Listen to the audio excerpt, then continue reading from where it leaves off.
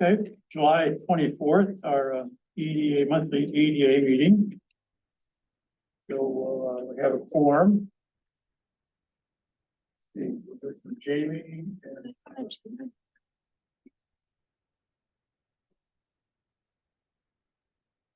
it's Jamie, I guess. Okay. Does that do a roll call? Sure. It's a short one.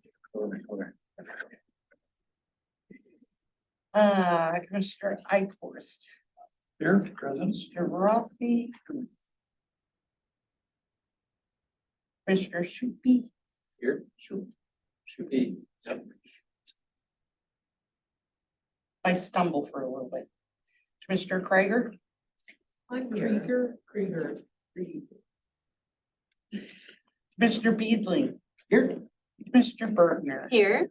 And Commissioner Bronson.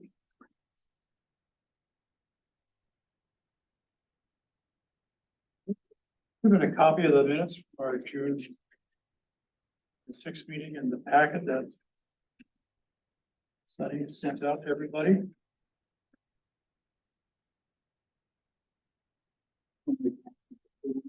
Second. Sorry, second. Yeah. Okay, thank you. I would note that I think there is an error in the stating of meeting date for this meeting. It says the 25th rather than the 20th.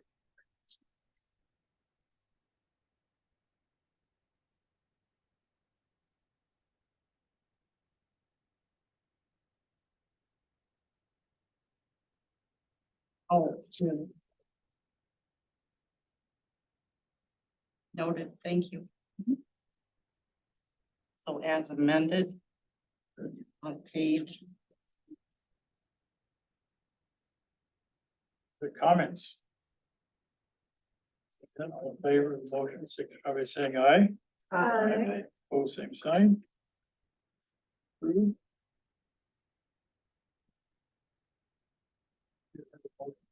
The agenda too.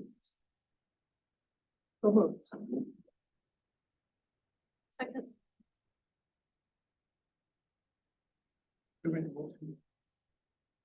I did. Marcia, okay, thank you.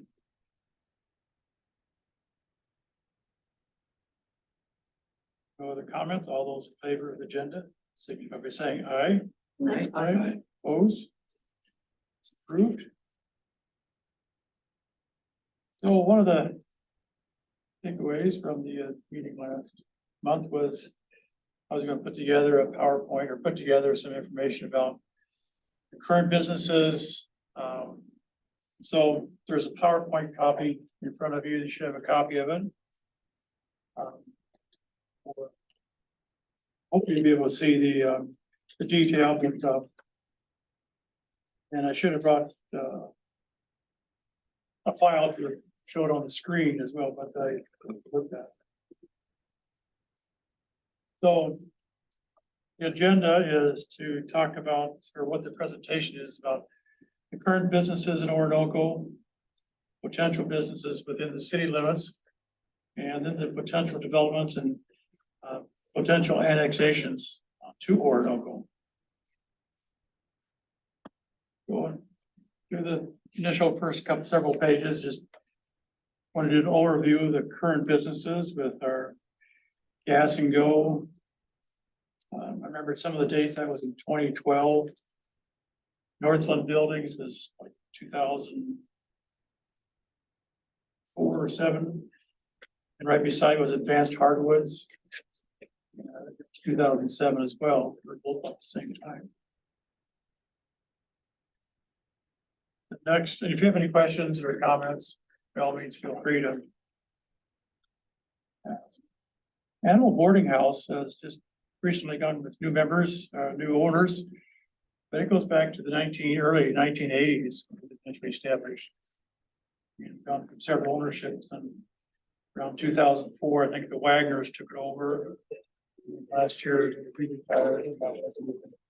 What's the nature of the business? Boarding,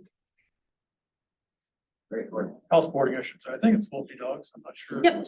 Dogs, I think, yeah, I don't know, the old owners did cats a little bit, but I don't think that's what. So it's daycare. But then I think they do have some overnights, right? Yep. Overnight, right? The building to the left of that is Hawkins. They do like a handyman service, plumbing. And there's a small business over off to the left. I'm not sure, some type of performance business in the building on the very far right.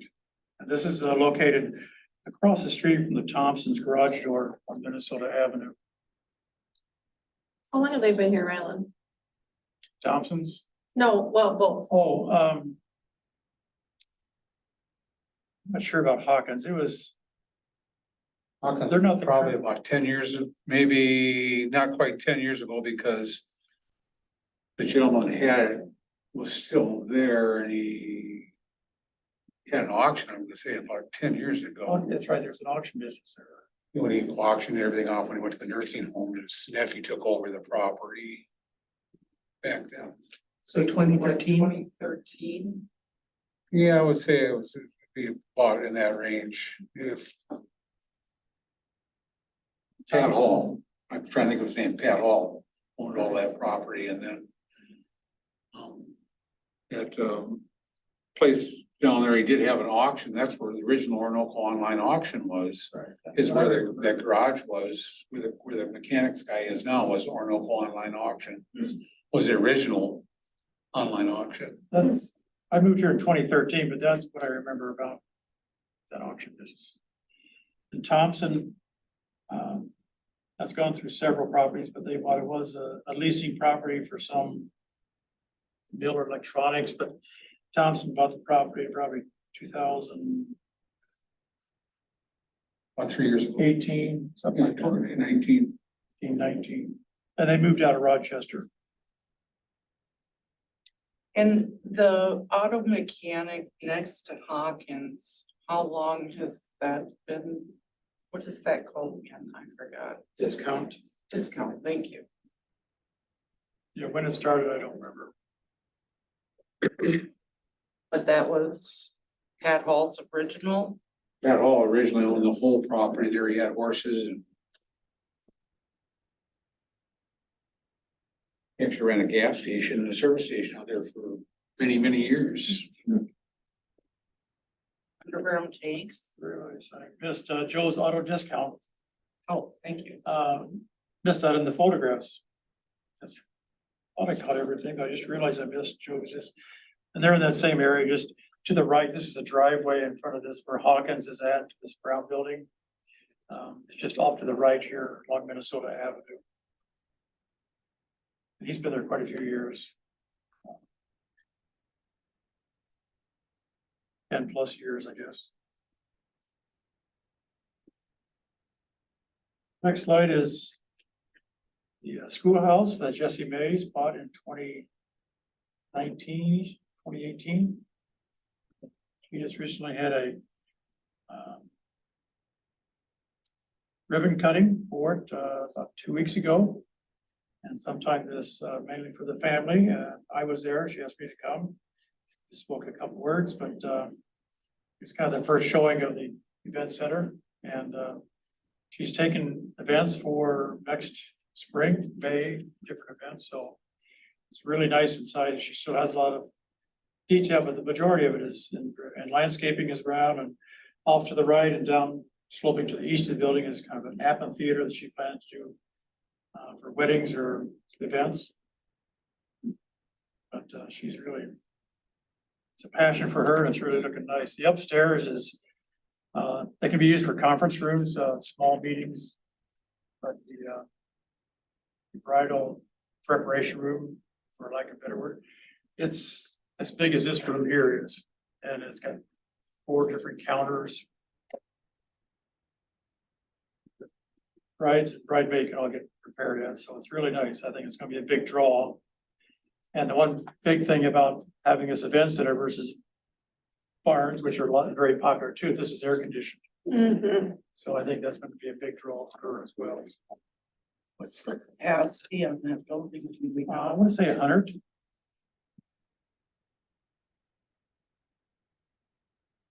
Small weddings, perfect. Orinoco Self-Storage. It's located south on the northwest side of Minnesota Avenue. And it was originally built probably in 2016, and then in 2019, 2020, they added more buildings off to the right. They still plan to add more buildings directly behind the sign, but in the foreground. Sometime in the future. The waterworks in the bottom right corner is Mike Miller.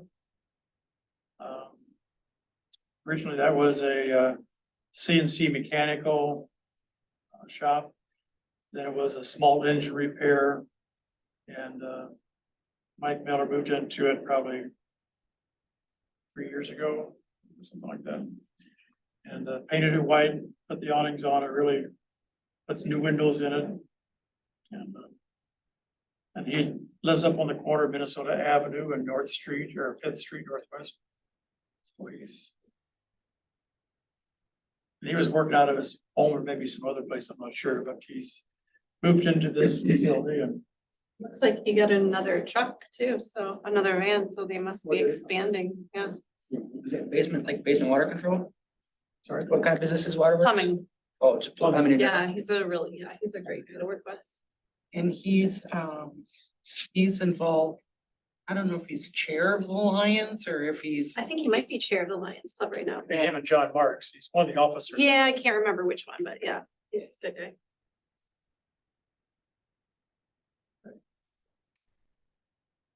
Next, she's just going down the street is Sean Tracy.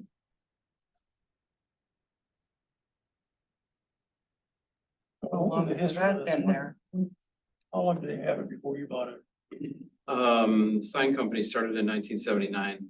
79, okay. Yep, and before that, it was a grain mill, an auto repair place. Yeah, and then that's the old building was 79, and then the new building on the corner to the north was in, I think, 96, maybe, Okay. somewhere around that time. Who did you buy? It'll be 5 years in October. That's right. I know. It's a celebration. Food. Right. Then to the right is Orinoco online auction. That was a boat marine repair business for a while, I think. For a minute, he built that there for ASDOT. This one building, and there's a building in the foreground and another building off to the right for storage.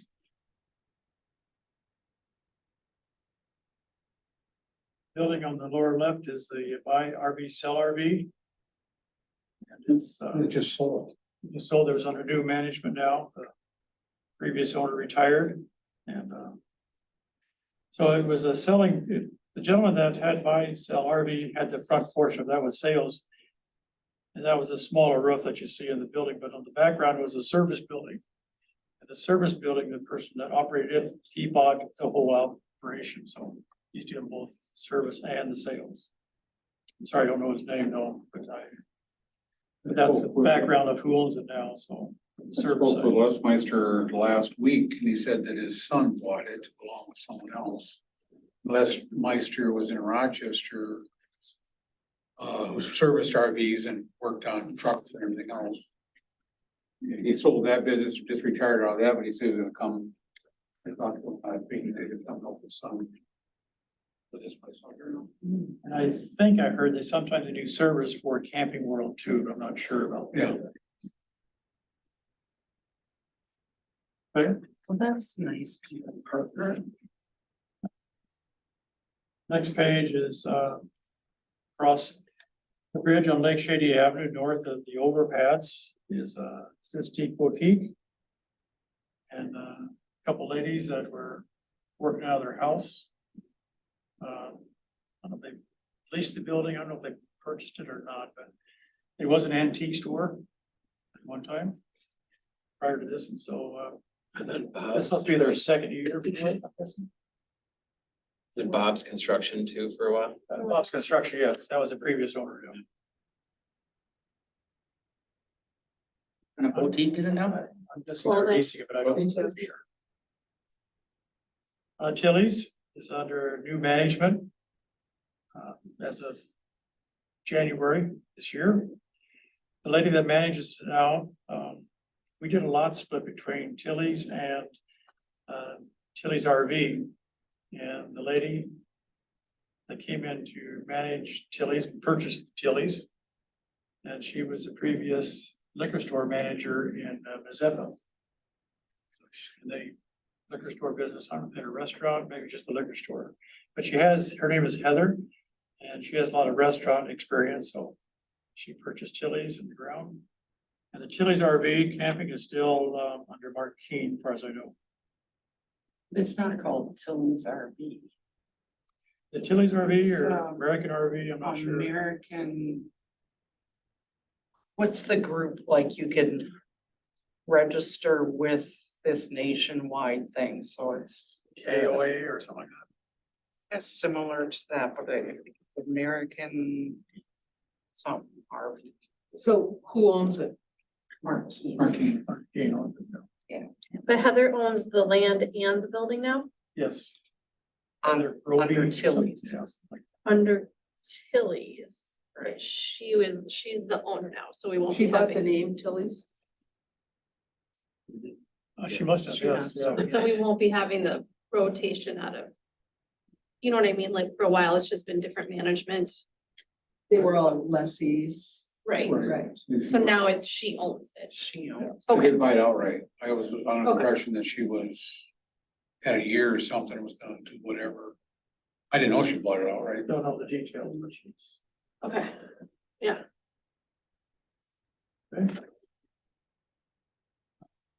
Next page is our Camping World. Camping World bought out Noble RV. Noble RV and Hilltop have a unique, or did have a unique relationship. They were meant to be a destination center, even though they were two independent dealers. They're based out of Owatonna. Both of But, them? I'm sorry. Both of them? Both of them, yes. It's my understanding, and I think Noble is completely, I'm assuming it's completely gone now, but, they were located down by the airport off of, Interstate 90 on the north side. And, there again, they were side by side, and they were meant to be just a destination. And, opportunity came up for Orinoco, for the Orinoco Crossing, and we'll talk about that here in a bit. So one, I think, I'm not sure if Hilltop came first, then Noble, but both of them ended up being here. And then, Camping World, bought out Noble RV. Probably 3 years ago, because everything is COVID related, trying to keep track of things. So one comment about Camping World and the building to the right, you see in the photograph, this is where Ducart property, it's a deer video, duck calling type of merchandise put together. Father and his sons came out of Rochester and they built this building. Now Camping World has bought that building and they're going to turn that building into a service center for Camping World. It's jointly just to the south of Camping World. Is that the dog training center? I'm sorry. Is that the dog training center? No, the dog training That's is to the north. Okay, The dog training is, there's it's a, further south, we'll see I that think later. he's looking at. a by the different Solar Garden. photo. The other building you're talking Building is right by right here. Casey's. Yeah. that, Because they bought out was right by Casey's. Yeah, Building between there those that they two. bought as a Yeah. service center. yes. That turnaround. Thank you. roundabout. With the dog training, they've been there, that was another antique store, probably 8 years ago. And a young lady came in and set up this dog training, worked out a lease agreement with the owner. Training possibilities, I think they call it. There's always cars there, especially on the weekends and evenings, so. That possibility. Possibilities, yeah.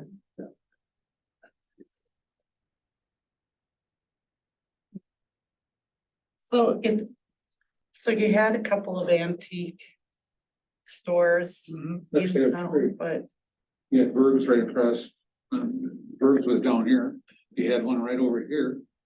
And then you had the others, you actually had 4 antique dealers in town. And the one that was taken over on the other side of the highway, that person died unexpectedly. Is why that antique went down. Is, That person is who our outstanding citizens award is named after. Yep. Kim, I remember, so they passed away unexpectedly. his wife is still here. Sorry. His wife is still here. And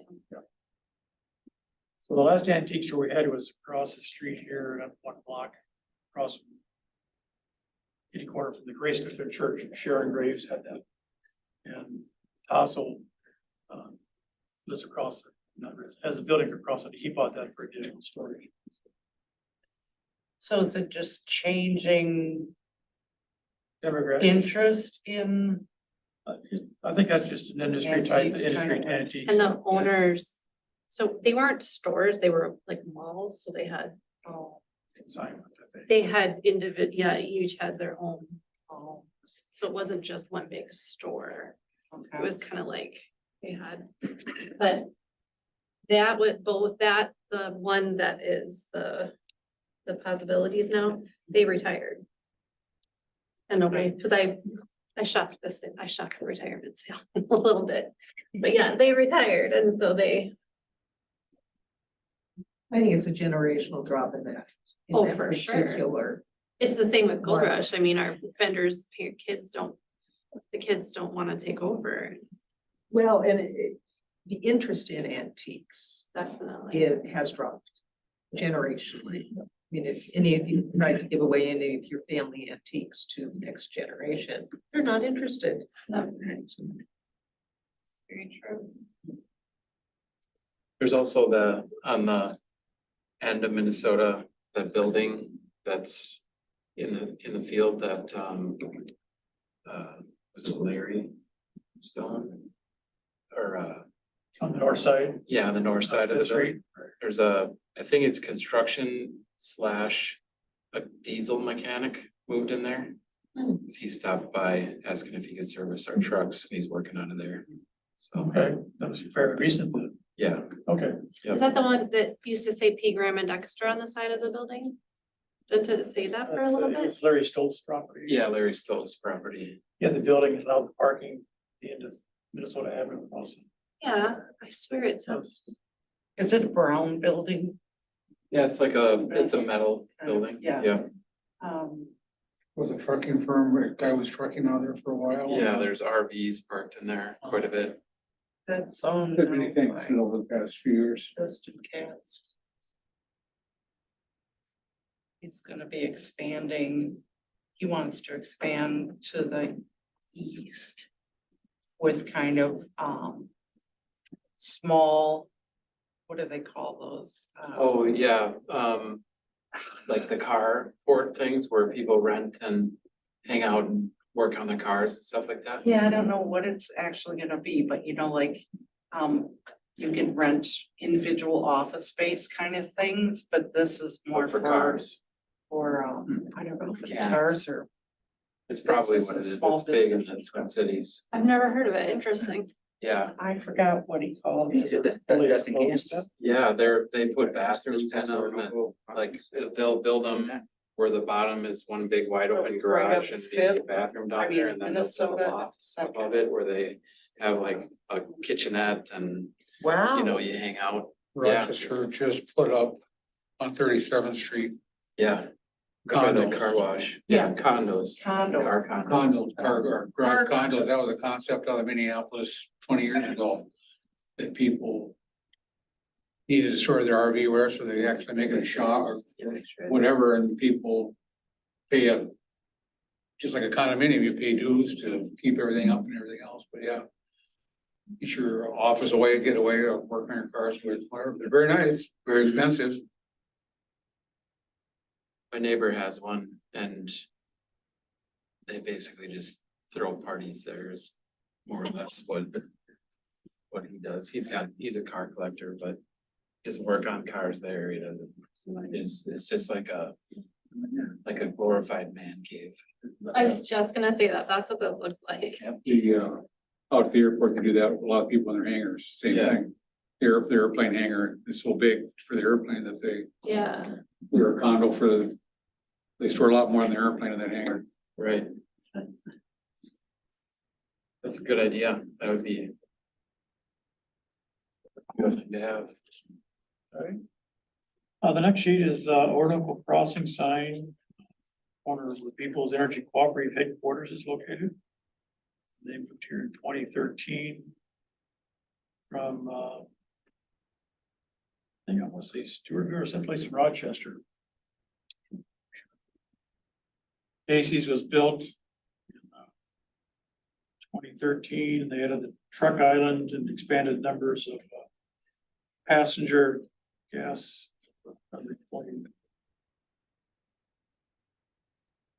2020, 2019, something like that. And talking with Brian, the manager, he was told last fall that Casey's was gonna put in charging stations. They own some of the property to the east.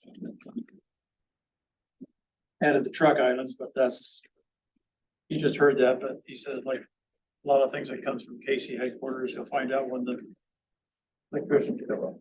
Right. But if it's not, then it'll be inevitable, so Right. What's that? if it's not, then it'll be inevitable. Yes. And People's Energy Co-op was that them approaching the city about moving here, or did we do any outreach have we done any outreach as a city to bring businesses here? I'm not aware of what we're doing because of than. Talk about here in just a few minutes too, but I don't think we've done much for a city other than I believe. they want to do something here. Property across here because he used to hunt geese there. Along that whole thing there, Pat Hall on that property, and he might have reached out. His area was in Rochester, right off Broadway. Then they moved out to 14 and it was too small for him. Pat Hall could have reached out to him because he owned the property at the time. Back when this was being done, I know there was a realtor, Brian Bridie, or Yep. Brian Breeder, Reader. was a realtor on the planning and zoning commission. I think he's also on the council too, but he may have had some background, but I think it was just a matter of.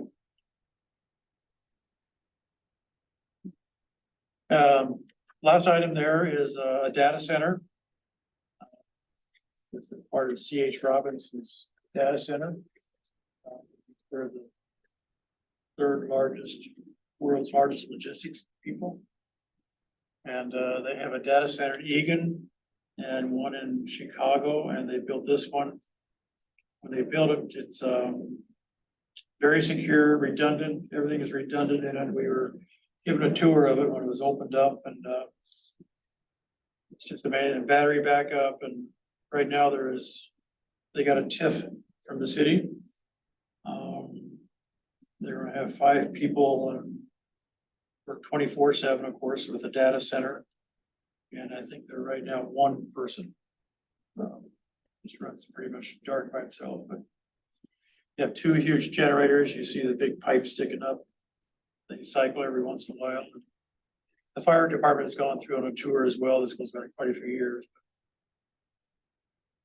You'll never see their name on the data center. They purchased a lot of land around them. We kept saying, are you gonna subdivide? Nope. We just want secure, so. And the mound here in the foreground is their sewer system. Now, sewer system. So they're not gonna be on city sewer. I'm guessing they will be, but I don't know.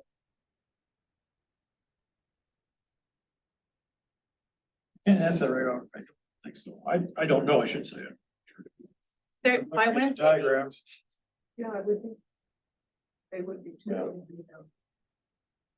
Behind your island, What kind of cost to hook up? Energy Lane, they're right there.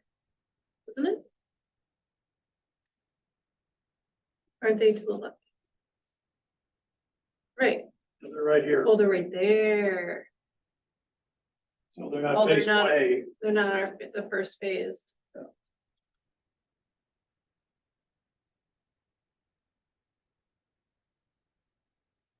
Well, they're not part of Orinoco Crossings, they're, Right. Oh. It's separate.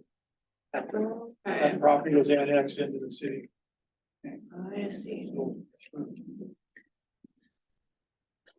Get them next round, what's that? we'll get them next round. is that gonna be 1B or 2A? So, the next item is, potential businesses that we're aware of within the city limits. One is the Brown Building, which is just across the street to the south from the post office. This corner property was purchased by a lady that owns Zen Fusion Restaurants in Rochester. And one time she was planning to put in an ice cream and coffee, yoga. But, didn't have an adequate sewer system, and the only place to park was behind the building, and that's where she had put in a holding tank. So she hasn't done anything with the property yet, but she will be part of our connections with curb stops and everything, so. Have you spoken with her recently on anything, or has there I been any? haven't talked to her recently, no. There is an apartment in the basement. But That someone that lives was all in? gonna be part of her reconstruction. But- Her husband's a contractor, Does someone live in that apartment? some person living out there now. They must have fixed the problems. For a while, there was somebody sneaking in there and opened the windows. So I called her and said, "Oh, did you know you have somebody sleeping in here?" Oh. Squatter. Took care of that real quick, so. Does that Uh, have legal egress? What's that? Does that have legal egress? Moving on. We think these things, right? Moving Well, on. you know, Is- there, a does the man city- passed away from carbon monoxide poisoning there. That's what happened to the previous owner, It kicked several people out. but the owner passed away in the house from carbon monoxide poisoning. From the furnace. Oh, the owner of the building. Oh, okay. Before she bought it. Okay, with, roofer, Yes, that's right. his brother was a roofer, trying to think of this. Did a lot of, That's why I'm saying, is the issue fixed? Like somebody's living there now, or is? There's egress out. It's not the county that enforces There's building egress safety. out the bottom side. Who enforces building safety? He doesn't have access to the upper floor, he only has access to the lower floor. In the city of Rochester City, they come and investigate all your rental properties and they look at commercial buildings for safety. Is the city of Orinoco, is it under county or township cooperative, or who says? Health Department. County health Well, department? The city would if we had a rental ordinance. Sure, so we're talking, new government down the road, long after this stuff gets built up. Is that kind of, okay. We're Well, working on our Code book. code Yeah. book and Yeah. Zoning ordinances. restrictions and compliance. But I have, encouraged business people that I talk to about connecting with the fire department, especially if they have any kind of chemicals or hazardous kind of things, so that the fire department can be aware of, should there be an incident on their property. It protects both our firefighters and first responders, but also minimize damage on But if property, so. Just thinking, if somebody bought a duplex in Old Orinoco, could they just start cramming humans in there by the dozens and nobody's gonna regulate that, or who says this is not okay? We don't have rental ordinance yet. Again, And there's very few rental properties we have. Where. That we know of. That we know. That of, we yeah. know of. Well, they're identified as R2 under zoning map. Three of them, R2, R2, Is what? Is that true? and on Minnesota Avenue, there's an R2. White Up building. here. I know of a triplex off of First Street on the east side of 52 that the group I was with purchased. It was a single family home for sale with a big unit and then 2 additional units underneath. Yeah, yeah. So that's one of the ones that you're accounting for, or sort of. So is that apartment on the bottom of this building on there? No. No, because that would be in a commercial district. And we don't have that mixed dwelling yet, which we want to have. We want to do the mixed dwelling where it's an apartment and a business or whatever, but we don't have any. Currently, it's not in our zone or code. Does the person who inspects construction, I assume there's somebody that, A building official. right, that inspects construction, does that person do any other inspection other than construction in accordance with the zoning restrictions, zoning and building restrictions? So not aware of the name. And is that person a full-time person or part-time person? No, we contract it out. And it's just all permit based, whatever somebody Okay, so comes in with a permit application. Yeah. And we process that and if it's a building related thing, it goes to the building Okay. official. Building to the right of the green building, which is just north of the post office parking lot, you see there in the foreground. This is recently purchased by Jeff Green. He lives in the South Row vicinity. He has a couple stores in Rochester, shades of green, and another on North Broadway, No, it's something in the, Second Street. it's a toy store in the subway. I think it's down in the subway. A couple of stores, but he's, the thing is, he's talked to us about making a daytime cafe and bar. Right now with storage. Didn't he get a liquor license? He applied for a liquor license, yeah. And was it awarded one? What's that? And was awarded one. And was awarded one, yes. It's another story. So the building down by the bridge is the old Berg building. This was a barber shop in the far left, general store. This is where Gold Rush originally worked or came from. It's owned by a guy by the name of Dave Kruger, who lives out just outside the city limits. But, and they had to put a new roof on it here about 2 years ago. Insurance company made him do that. So Anybody been inside to see what it's like? I have, unless you have, Dan. We put the roof on it, I kind of wonder why he did that. Spent an awful lot of money on, That's what I'm wondering, like he spent an structurally, awful lot of money on nothing. because structurally, is it even sound? Actually, I mean, he did that because it was coming down the parapet walls and it was. The end of it used to be a bank.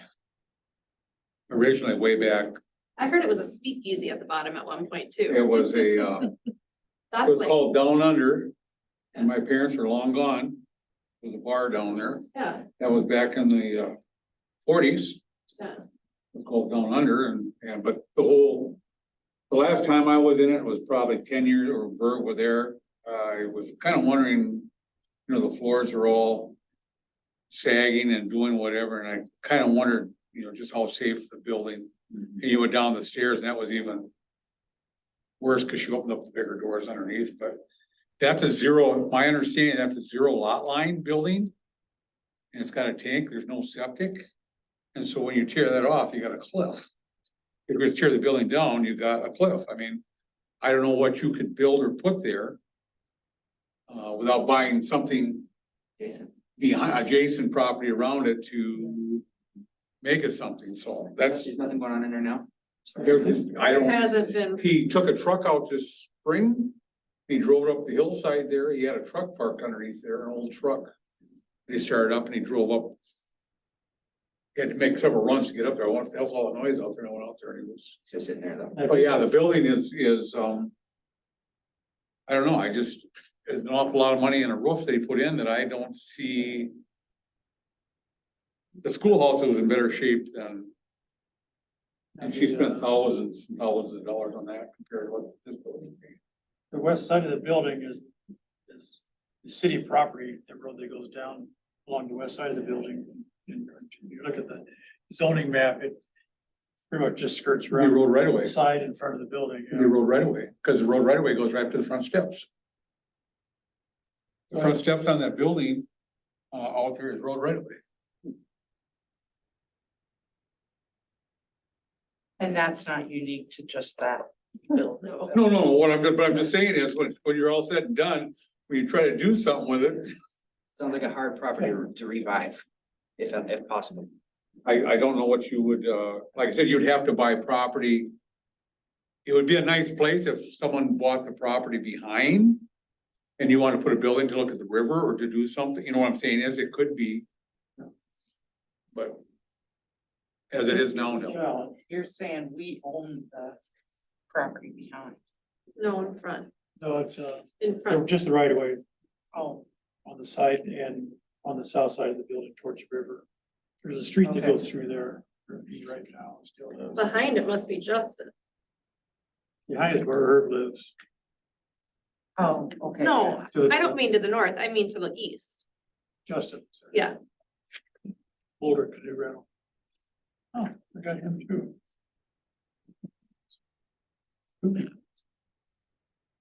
Orinoco Crossing sign again, but a lot of it is. Into the lots. That are still open. Casey's has 2 of them.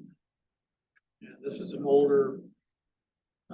Picture of Casey's before they did the extension for the diesel island behind it and the wraparound concrete. So So there's, they own quite a bit of land that they ever haven't used for whatever reason. Who owns the other 5 lots? we do, Oh, the city does. What's And that? hence We the do? Orinoco crossings, we own No, that's part of the, people's co-op. there's a separate organization, they report to the People's Cooperative Board. 5 city or 5 lots, what, So People's Energy Cooperative, That's this is the Orinoco Crossing is a development of People's Got Energy it. Okay. Cooperative. Yeah. So the parent owner you're saying is people's co-op. Yes. They don't plan it. The board reviews interested people, but ultimately the board can determine, there's been several ongoing discussions. There was a Subway, a Dairy Queen, there may have been other things too, but those are the ones we heard about that were not really approved by the board, so. so the Board of Peoples. Gets to dictate. Okay. What- So how do we work with them? Right, how did that come about? Like, how did we give up that? Well, they own the land. People's Cooperative owns the land, just like they did with Hill. So more or less, they're just deciding, we'll sell it to Whoever. the right people. Who's the right people? What are they looking for? I think we should probably figure that out. Yeah, that'd be a good conversation Apparently to not have. Dairy Queen. Right, That'd be a I good mean- conversation, but yeah, you're right, they're very selective with, Like, how does a sandwich shop not sound like a good idea? right off the highway with an exit. could Right, have been a territory thing too. Casey, Stores have Subway, Subways have territories, where you can Or put they it. have so many within. the city. Restrictive Yeah, or- franchising agreements. well, there's like 13 in Rochester, so I'm fairly certain they could have thrown one in Orinoco. Weird. That'd be a good conversation to have. with, Yeah, we need to. Mike, the president, just to give us some background. Yeah, Who are they looking at for buyers? maybe we could have a little meeting with them. Probably Have gonna, oh, sorry. go Mike ahead. is aware of our EDA, but we haven't coached him or anything, but yeah. Probably gonna be similar conversations with any landowners that we, as we start.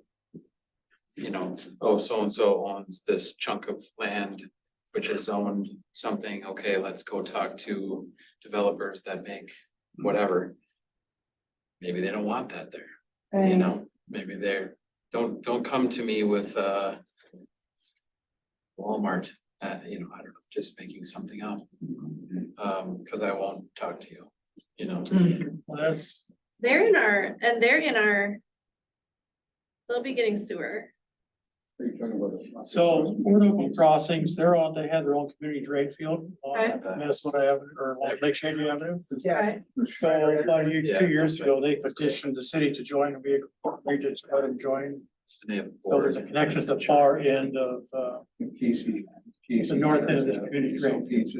So it would be really to our benefit to get businesses I don't know in that here. Casey's has to say. Like soup. People's that People's At the own. same time, the drain field could be they developed may, too. I mean, who knows their connection. That goes out of commission, just like our drain field from River Park and all Yeah. all of the drain fields, when they go out of commission, those are properties that are available for developing. I thought we couldn't sell it and make a profit. Well, it's a city property, but we can, I thought we couldn't make a profit though. well, that's like I think we can. But it's like Cowden Park that we can't do that too. Because right now the city, we took over the community drain field, we're talking about River Park Community Drain Field. So Steve Jack still has the permit for operating it, Yeah, but the land itself that was all part of the trade-off but I to the thought, city. from my understanding, from my understanding with Joel. Have you heard this? Is that the city can't build anything that we can profit on because the state funded the decommissioning of it. We use state dollars to fund the decommissioning of it, so we can make a park, we can whatever, we cannot sell that land and profit from it. That's my understanding. We probably should clarify.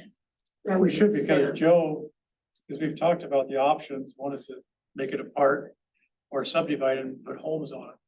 City can There's a section of it that isn't there's a section of it that isn't in the project that we can sell. Like that end, to the west side yeah, along. but the rest of Sixth it, Street. I understood we couldn't. Could you put a city building, because it's city property, you could That- actually put a city hall or a city building So, source on that property, you're So- not profiting. so But it's, you still benefit, and that's where it's weird, and that's where Joe, we had that I remember having this conversation. it's before my time, The but city, but as a park, you're benefiting from, people are benefiting from anyway, It gets so weird. that's. You know, it's weird, it gets very strange. it's the difference between the city The community. government versus community. Citizens. residents. And, so like a park theoretically is available to everybody, public. Whether they live here or not, But, I'm sorry. whether they live here or not. A park would be, Yeah. how many parks you need in Roanoke? Well, we don't need any more right now, because we can't I even. understand that, I just. Why don't we talk to Joe for sure about that? But that was my understanding, and I feel like. And I may be wrong, it's very likely. Well, sometimes though, there's a loophole with those things where you could swap parcels. You could take a city parcel and you could swap it for a private parcel. And then it's not a city parcel for purposes of using it. So there are ways to work around it sometimes. I don't know whether that's the case here, but Mhm. they do land swaps for that particular kind of purpose. It looks like it's about 8.78 acres, that chunk. And if you turned it into residential lots, which might be one of the more sensible things, probably get 6 to 8 lots in there. That's what I was gonna say, is that you probably couldn't do a government center or city hall because of the zone.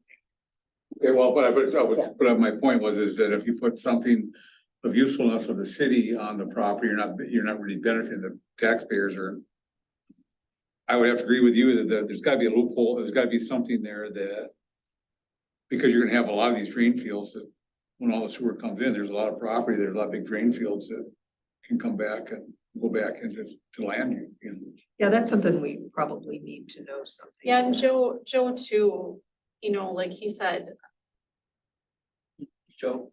oh, the city engineer, City engineer. he's in charge of the and he's in charge of the water and sewer project. Yeah, we'll follow. up, Joe. Yeah, let's just make sure Yep. that we're on the same page The there. Drain fields in general. Well, not just drain fields in general, drain fields that were, the decommissioning was funded by the state.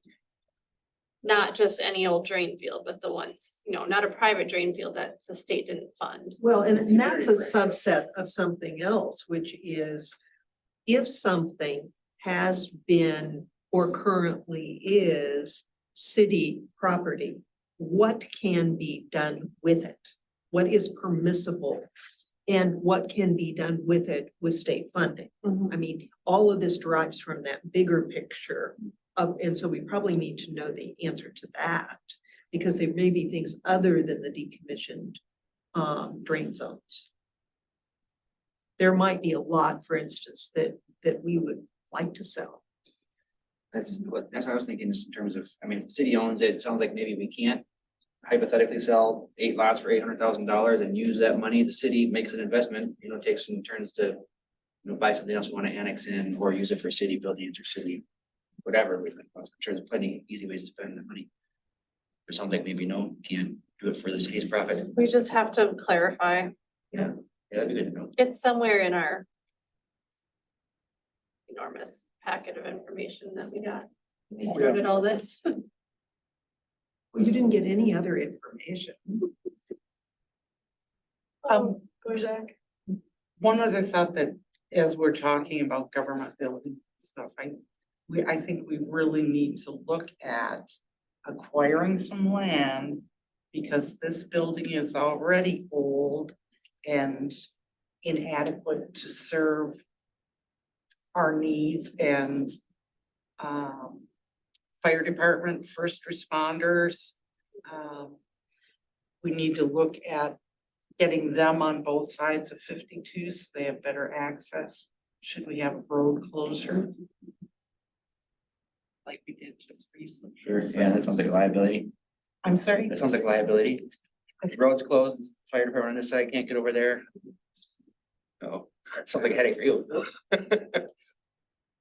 We fielded a few calls. All right, next slide is, couple things that are happening up the Gas and Go area. Oh, can I just ask one more Yes. question back on slide number 12, the Orinoco crossings? Is that, I know, so at this point, we don't have any kind of agreement with them. They've got to approve somebody before it would ever come to the city for consideration, right? That's Peoples my has understanding. to approve. I'm sorry? Peoples has to approve. Right, right, before it comes to us. And we're hoping that it aligns, but we're gonna have a conversation to flush that out, right?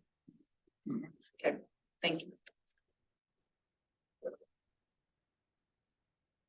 Learn more about their expectations. Yeah, it'd be interesting to know what their criteria is. Yeah. Sure help with all calls that we get. So, by Gas and Go, there's a, directly across the road from. Here's Gas and Go, Minnesota Avenue, Minnesota Avenue. And this little section right here is B2, road curves around. And so this section here has been sold and actually will be closing this week for a Glenn's Motor Coach Tours building. I'm sorry, would you repeat that? What, I'm sorry, closing for what? the purchase. Yeah, and what's it gonna be? It's a company called Glenn's Motor Coach Tours. So it's a big bus garage. Yeah, that's what we need to know. So they're located, right now they're located out on Highway 14 West behind the John Deere dealership where ultimately they'll be building an interchange at that location sometime in the future. So that's, I know they're closing. I don't know if you have any time frame for a building or anything like that. I don't think anything has come to P and Z yet. Or why, They don't have to do anything. or they don't have to Yeah, because they- it's right. too, yeah. that's Are right. there any residential areas adjacent to that? It's R2, Field. which is right behind it. Uh-huh, So there will be some type of, for our OACC guidelines, there will be some type of, greenfield requirement, trees, bushes, shrubs, whatever uh-huh. around that. So Yeah, are the owners of that property that is designated as what, R2, did you say? Are they aware of this sale? this property is owned by the same person. This is nothing, this is an open field right now. Okay, So the owner owns all this here. So, okay, so they sold off part of it, and so Yes. there is no residential area, right, there is not. okay. I just was checking to see if you had a problem in brewing up here. Yeah, no, it's, I think there will be right now it's problems, an but open field and there's nothing that, it's all zoned right correctly. I don't think people will like it because not just the yellow is all homes, not the gold. The gold is open right now, but the yellow, there but- won't be much, there won't be a lot of love for that, but it's, Right. it's the proper zoning. If he builds a shop and a garage, his buses, they just drive out like a regular car every day.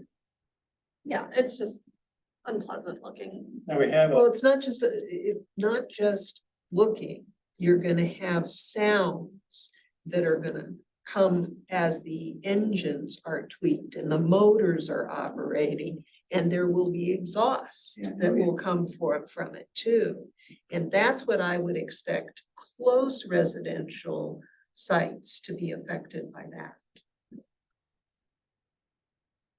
just to give you some background on these motor coach tours, they tend to be week-long trips, 10-day trips. He goes all over the nation. It's not in and out every day, or a regular bus route type of thing, so that's what's.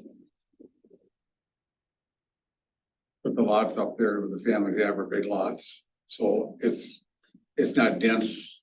The yellow is not dense by any means. No, but the goal behind it would be. Well, Here's it's David. still enough of a part. It's zoned right and It is, it's within the zoning, it's just unfortunate. I think everybody will agree with that lives there. I Well, pass and the- drive by it every day. And the gold is. Multifamily. Residential. Well, they won't Okay. know any different. I mean, you know. Yeah, but that may be an unrealistic expectation that anybody will want to develop that for residential. Yes and no. I mean, there's a development right down the road from us that's adjacent to a gun club. I mean, you hear blasting 4 or 5 nights a week, and then on weekends they have tournaments. I Mhm. mean, we can hear from our house, which is probably maybe 2.5 miles away, and this is right next door. They built a big berm, that's basically it. And they're townhomes and they all sold like that.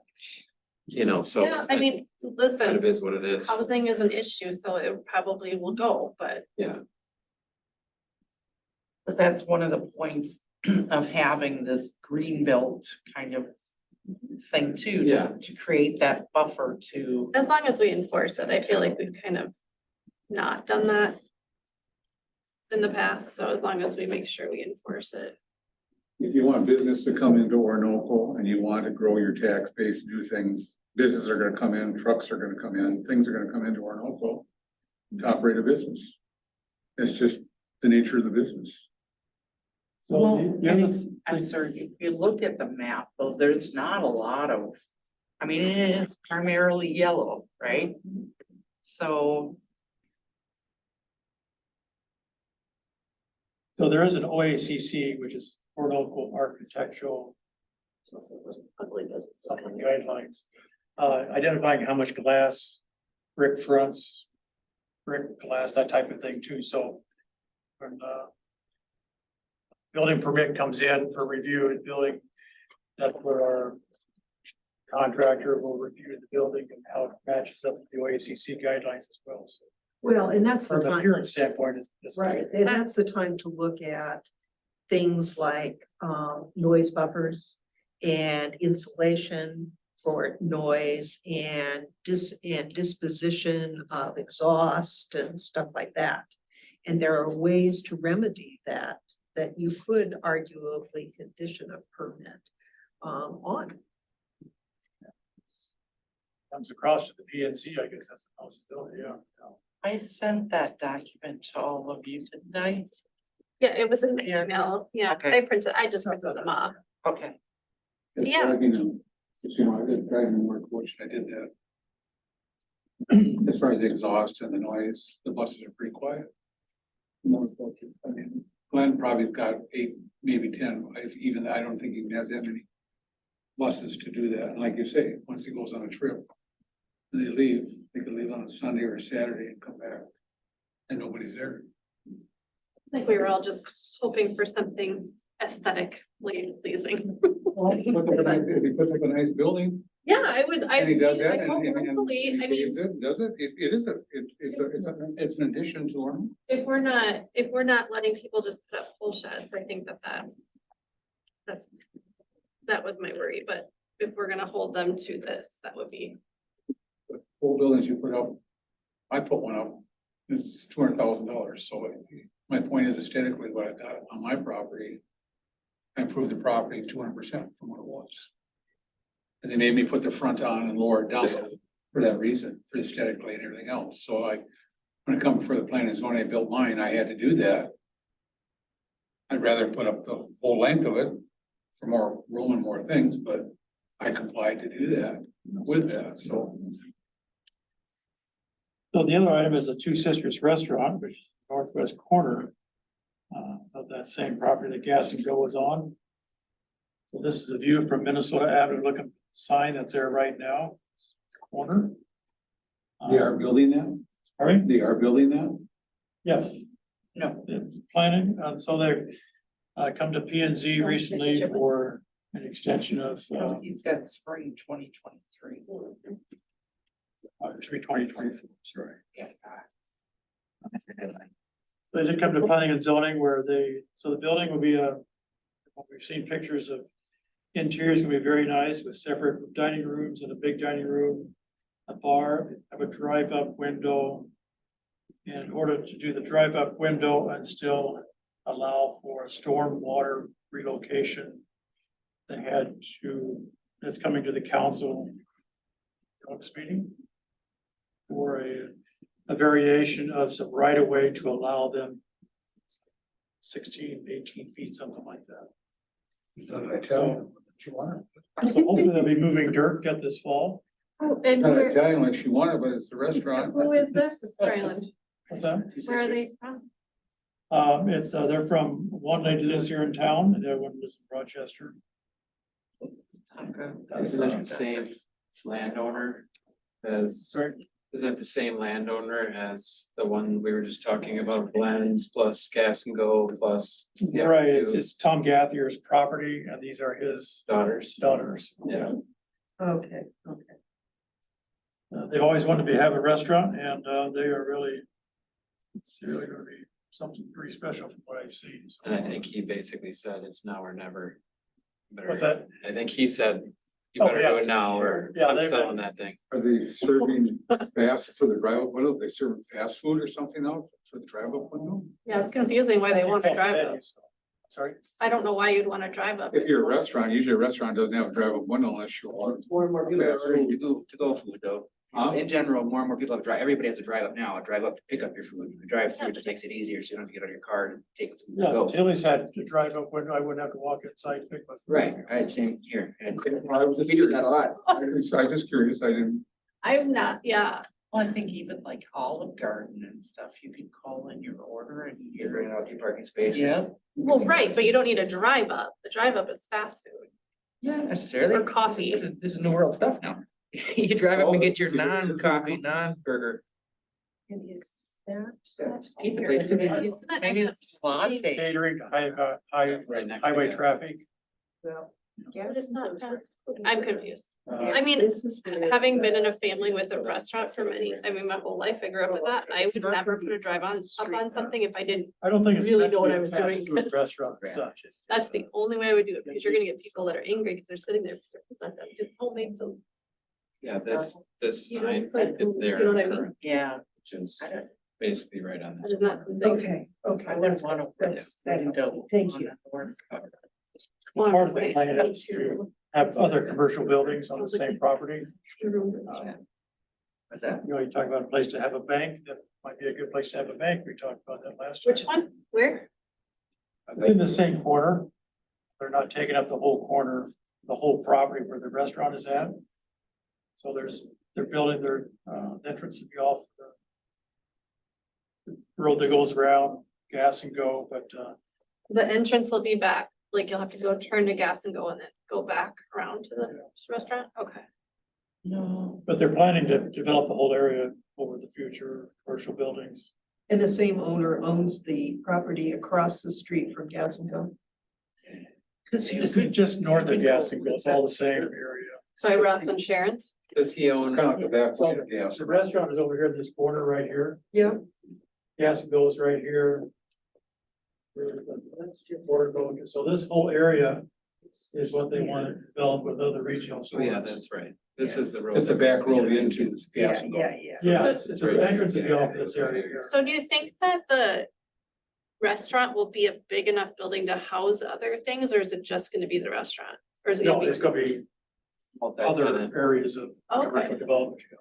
in one big building? Could be multiple buildings. Okay. Got about 4 Like acres. Like a strip mall, I would say. It's about The twice. restaurant is Gas by and Go. itself, but they plan to have other buildings. That's better. So I didn't know if it was gonna be one big building or multiple buildings. I bet there's room there for a restaurant parking and some. There's a whole lot. Oh boy, what do we got here, Cindy? Oh, there you go. Thank you for bringing that.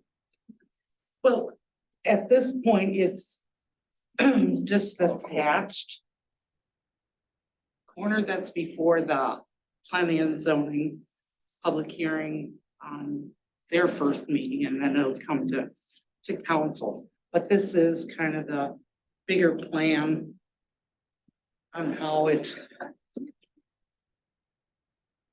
works. It's a lot of parking lot. Probably mandated. Yeah, I know, I'm saying, but that's a lot of, For chairs, the that's rest. a lot of park, I mean, So the it rest. takes up a lot of, it takes up a lot of area. So that'll be, this is Minnesota right here. And that's the other building they're talking about. putting up. Minnesota and Oh, yeah, down there. Right down here, yeah. Yeah. And this is Cedar setback. Point.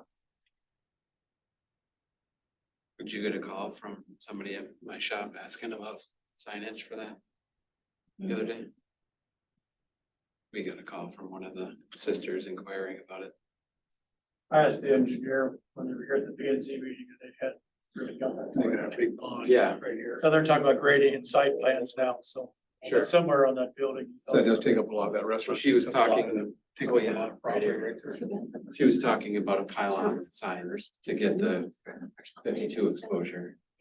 I mean, she wasn't, but I said, you better start asking for that now because after the fact, it's gonna be a lot more Cause on the difficult other to side. get that in the plan. Right. And it's good to have because you can see it coming from Industrial, north and industrial south, zonage. Right. even though it's not Yeah. directly on the highway. And right up. you've seen, Yes. you probably saw this before I did. So parking, this is circle through for the drive-through and then suppose that's the remainder of it. So. And then that'll be Come the off extra. Minnesota here. Yeah. Maybe want to follow up water. Thank you. Well, that's fun.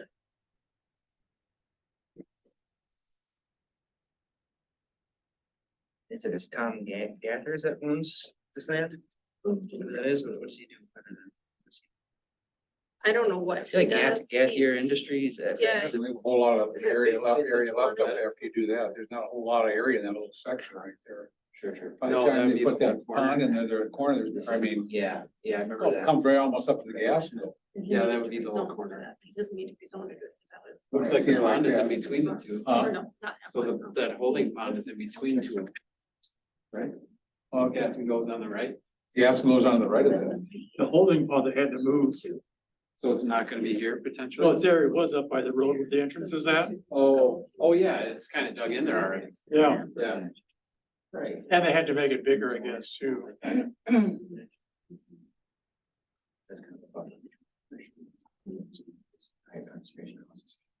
That just leaves a strip of property across on the backside of that roadway that is an open field on the backside of gas, go to the east. There's a field.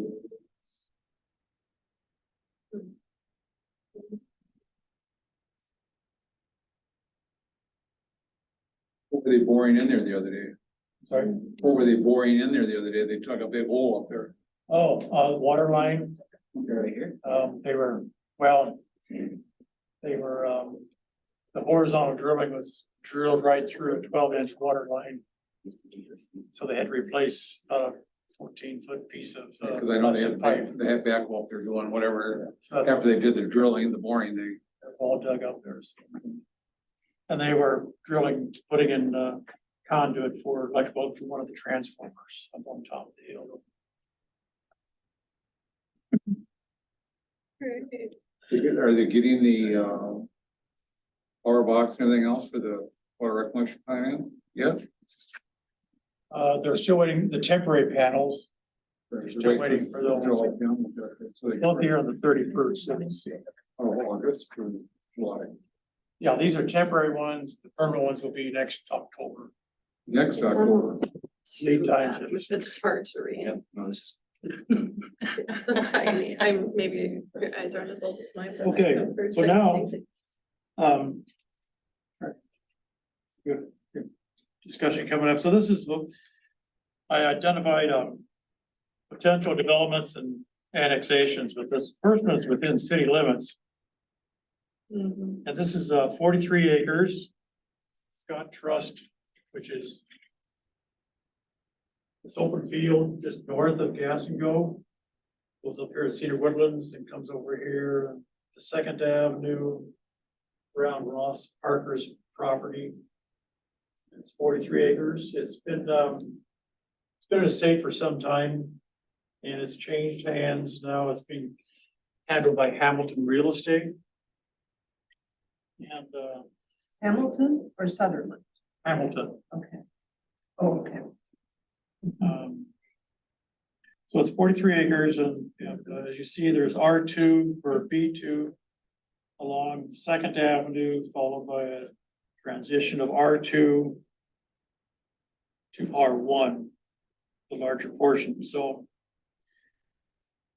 we haven't seen, at least I haven't seen, I don't think we've seen any plans of what, they do have somebody interested in the property. And they're looking at some proposed ideas about how they're gonna phase in R1 and R2. One thought that we've, and this is, there was a previous executor, name is Ron Anderley, who had, this goes back 6-7 years. That we were talking with him and he was the one that originally was taken along far enough to get these rezoned to R2 and B2. But the Bremer Trust or whoever had it before wanted somebody different, so they picked up Hamilton several years ago. Just in general, what I've heard talking about it, we haven't seen any drawings, is that I've taken as best I could to, with the blue line to outline it. But the homes over next to Cedar Woodlands would probably continue to be larger lots, 20,000 square foot. And if you're familiar with, there's a nice flat, then starts off, drop off to a hill towards Second Avenue. So there could be some R2 smaller lots in a transition towards Second Avenue. That R2 could become bigger. But that's kind of the plan now for this until something happens here. But there is people interested in the purchase of the property. And the engineering company is working with Hamilton to come up with a proposal of ideas of how to put in the R1, R2, and B2 as well. At one time, down in the B2 area, the farthest southeast corner, that there is a plan to put in a accounting firm locating it there in the building, but 'Cause That's that's what Ron what's- does. what's that? That's what Ron does. And with Ron, yeah. But that whole, if that didn't go to Bristol. The dotted line is part of a proposed trail system that would be going through the development, somewhere in the development, then connects into the trail that goes between Cedar Woodlands and River Park. That the trail across the street and come over to Casey's, or excuse me, Gas and Go. May not be the exact trail, but the point is, there's a deep ravine. There, right in the north center part of where you see that single line there. Right now, that's a drain field for Cedar Woodlands, all rectangle shape there. And that needs to be purchased by the developer from Cedar Woodlands at some time in the future when the systems take over Cedar Woodlands, because Cedar Woodlands too owns that drain field.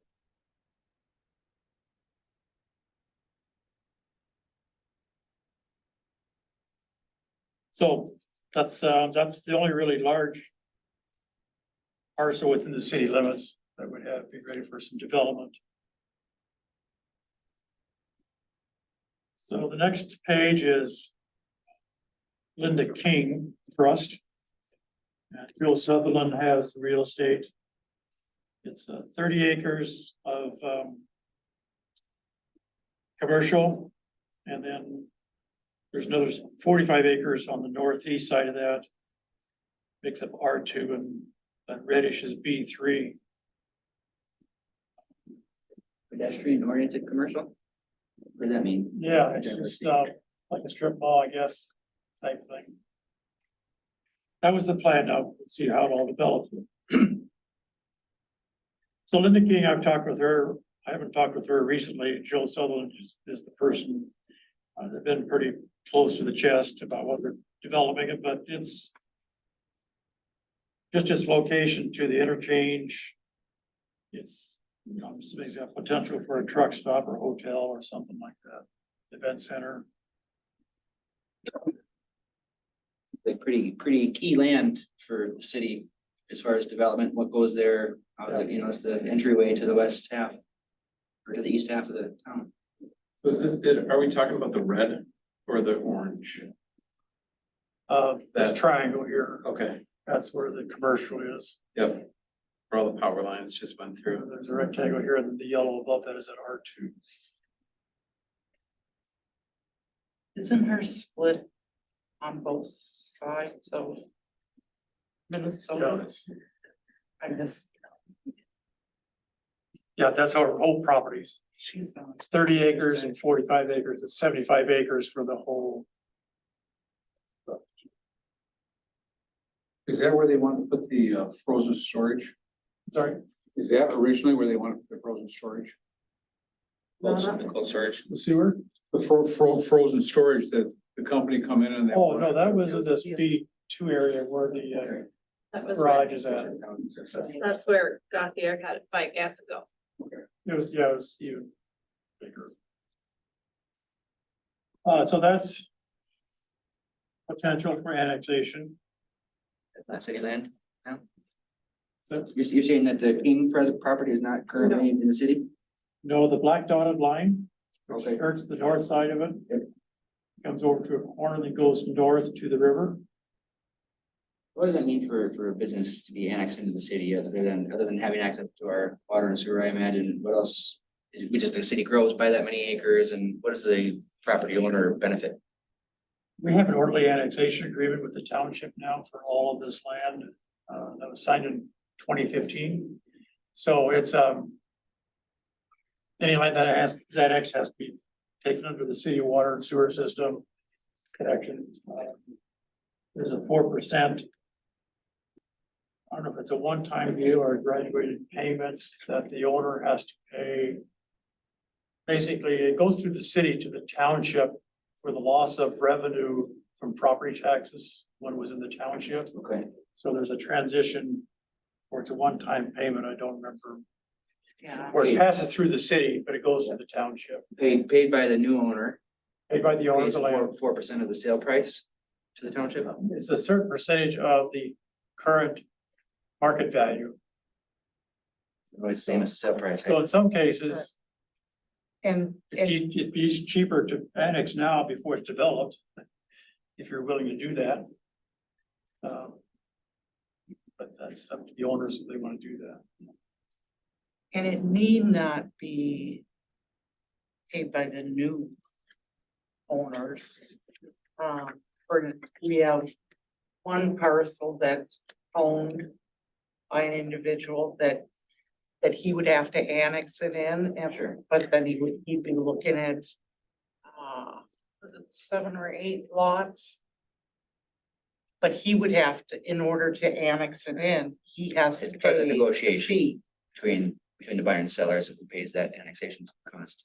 Well, this isn't transferring any ownership because he already owns it, but to annex it in, he has to pay that fee. Okay. He could add it back in on the sale of the lots and such or whatever. Recoup that. To recoup it, yeah.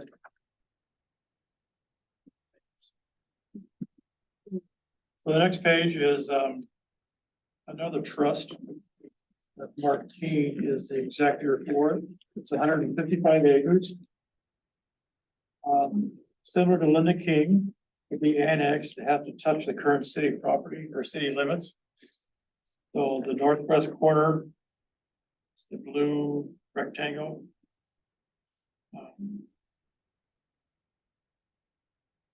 Some talk about his interest in annexing that 155 acres, I'm sorry, did you say blue rectangle?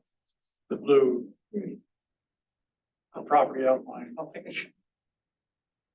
You know, okay.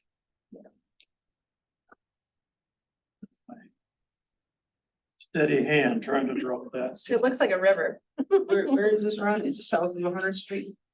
It's north of 100th Street, Past the Bremer? No, south and of east 100, of Minnesota Avenue. I'm sorry, south of 100th Street. No? so here's Minnesota Avenue, Here's in the now. lower left-hand corner from 100th Street. Oh, southeast. Okay, got it. It's just east Take of a Linda left. King's property. This is where the. Keats and King's property? Is. So I consider Bremer Trust. You just keep going past that. Correct. Right, it was this Yes, square, just over here. yeah. Oh, yeah. Yes. Yeah. Bremer Trust. I'm so glad to keep you oriented. Oh, like the old Marquine. Yeah.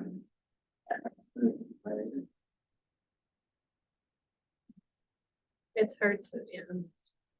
Pictures. I should have made big copies. Yeah, I thought about it when you're. Yeah.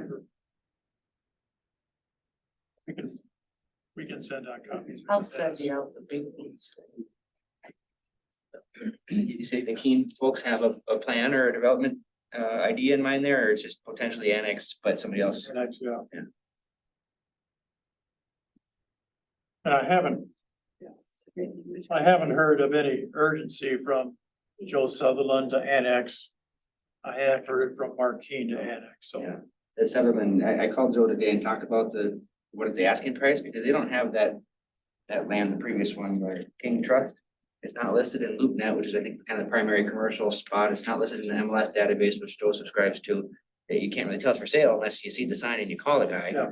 And they're He's got asking a sign up there, but Yeah, that's it. they want 10 million for the 25-ish acres closest to the highway and 7 million. 4 million or is it change?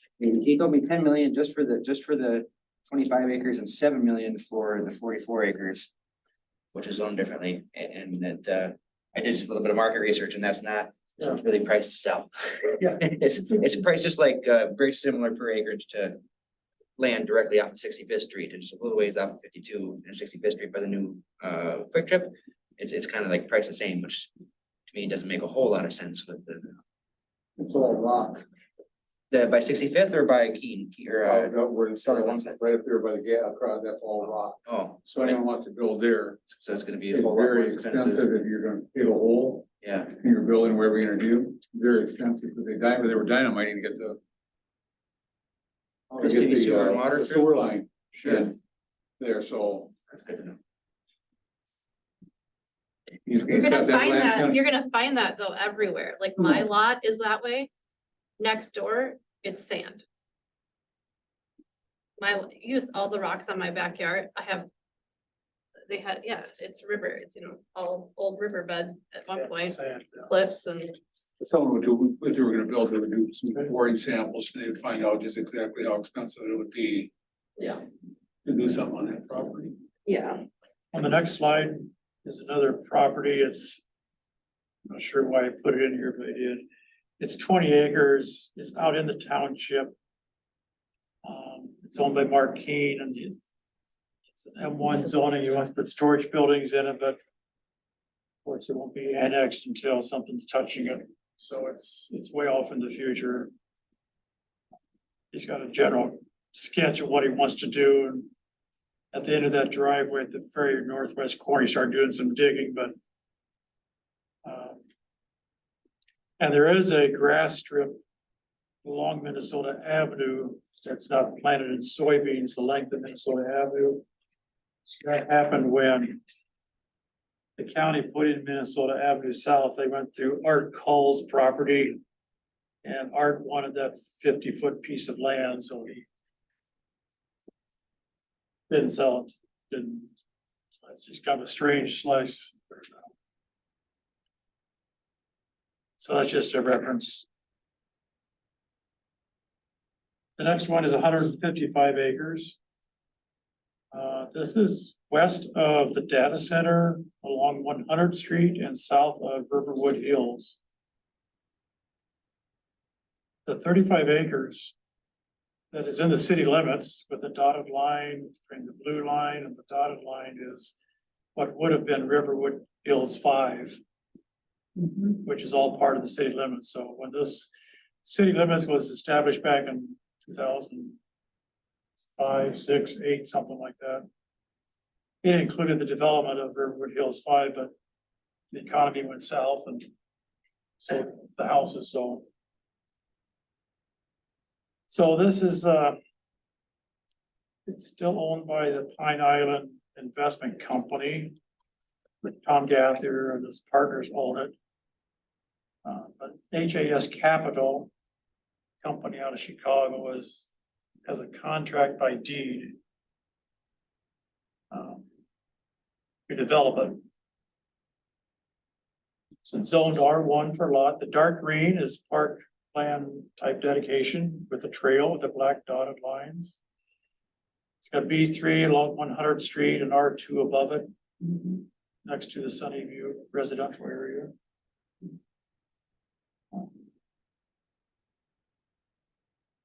We have never seen anything on how HAS would like to develop this. HAS Capital is an investment company that deals with a lot of manufactured homes. Orinoco Estates along 85th Street is owned by HAS Capital. They also own large mobile home, manufactured home on the west side of Stewartville. And they recently purchased 112 acres on the northwest corner of Byron for development too, which I haven't done anything with yet.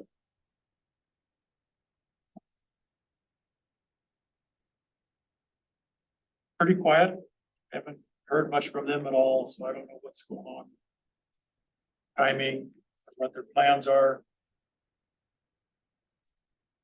Or combination of plans. Definitely to be determined, that's for sure. The next item is 35 acres. This is along 100th Street on the south side. Right now, you're familiar with the large equestrian building that's out there. That was all part of Mark Keene's 35 acres, and he sold it to Dukart, which is the owner of the property where that Solutions property just north of Casey's, next to Camping World. So they bought this 35 acres, including the equestrian center, and there's a residential area right on the corner of Third Avenue and 100th Street that it kind of goes around, which is township. Of course, any type of annexation would have to occur after the property on the north side is annexed. So it's kind of a step process, so. But they would like to keep the equestrian center, continue to develop it, but to the west of it, maybe make some R1, R2 development in there, so. That's the potential for happening. Isn't there another business out there too? Sorry. Wasn't there another business on that property as well? But right now in that equestrian center is a 7-Up warehouse Oh, yeah, yeah. distribution. You see 7-Up trucks coming and going. Really?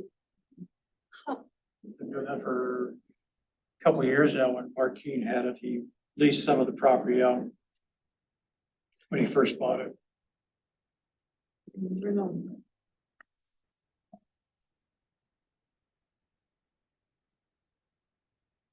Lynn Koenig is, owns 200 acres, which borders 100th Street and, Lake Shady Avenue crosses 100th Street and turns into another street name. I can't think of what it is right now. Must be 45th Avenue or something like that. It's, she's indicated to P and Z when P and Z was talking to landowners when they were doing on the comprehensive plan that she would like to do as much commercial as possible versus residential, even though there is some residential up on the hill, which is kind of this southwest corner. So she owns property on the west side as well as on the east side of 52. That area, from what I understand, was used for MnDOT for the development of Highway 52.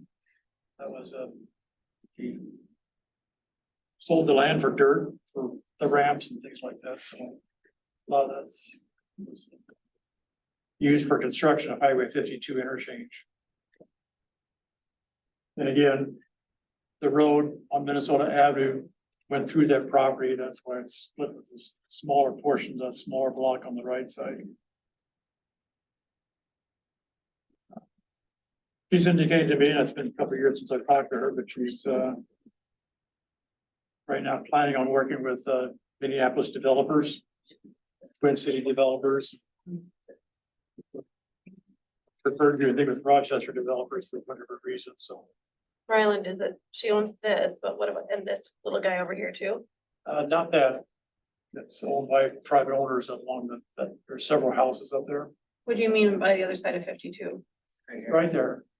So she owns, I'm sorry, here's a bigger one. this west side, she owns this piece. In addition to all that.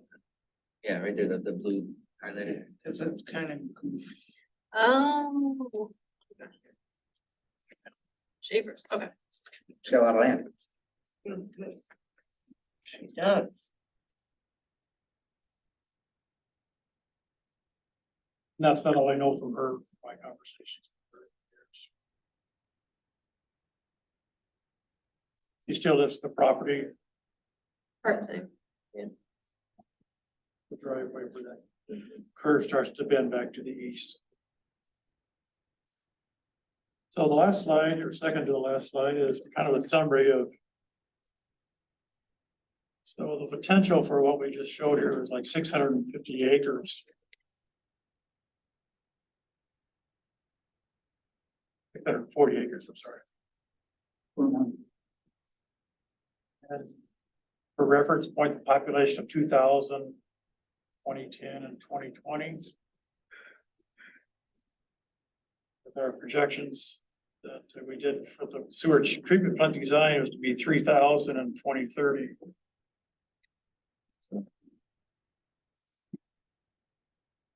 Back in 2010 is 1,300. So right now, the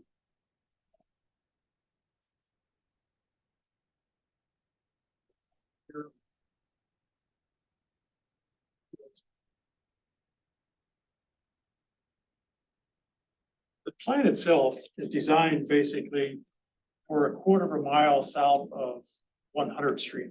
Took a line and just kind of drew it across this, the whole length, about a quarter mile south of 100th Street. That's what the plan is designed for. We know if you come further north or south, I'm sorry, there's another lift station that'll have to be put in down here. Probably have to put a well or reservoir, water tower somewhere up on this left-hand side here. That's kind of the high point of this whole area.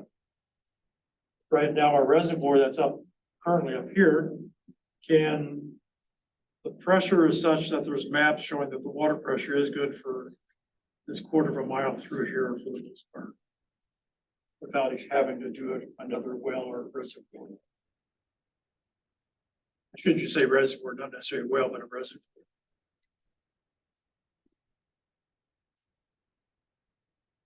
That's a very 20,000 foot level. From city engineer, and Joe can get into more details if we want to have right there. Basically, that's a sewer treatment plant that's allowing us this potential growth, so. That's the exciting part. Now, some of these parcels that are south of 100, I think you mentioned may have to wait to be annexed until parcels north of 100 are annexed. Is that right? Right, because of touch points of our city limits. So once the 155 acres on the west side or Linda King or Mark Keen's property, that would allow us to jump across the road. And is that a function of the terms of the annexation agreement? I think that's more of a Minnesota statute about annexation. Yeah, the same thing in the city of Rochester. It has to be a So you don't buddy. leave, so you Has don't to be a have, buddy. you're annexing, you got people in the middle of that aren't annexed. Right, You great. kind of grow. Because we've already got people in the middle that are annexed. Right. You do. Yeah. And no more.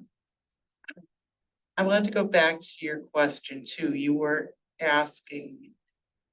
I think if I understood your question, what's the benefit to property owners to annex now?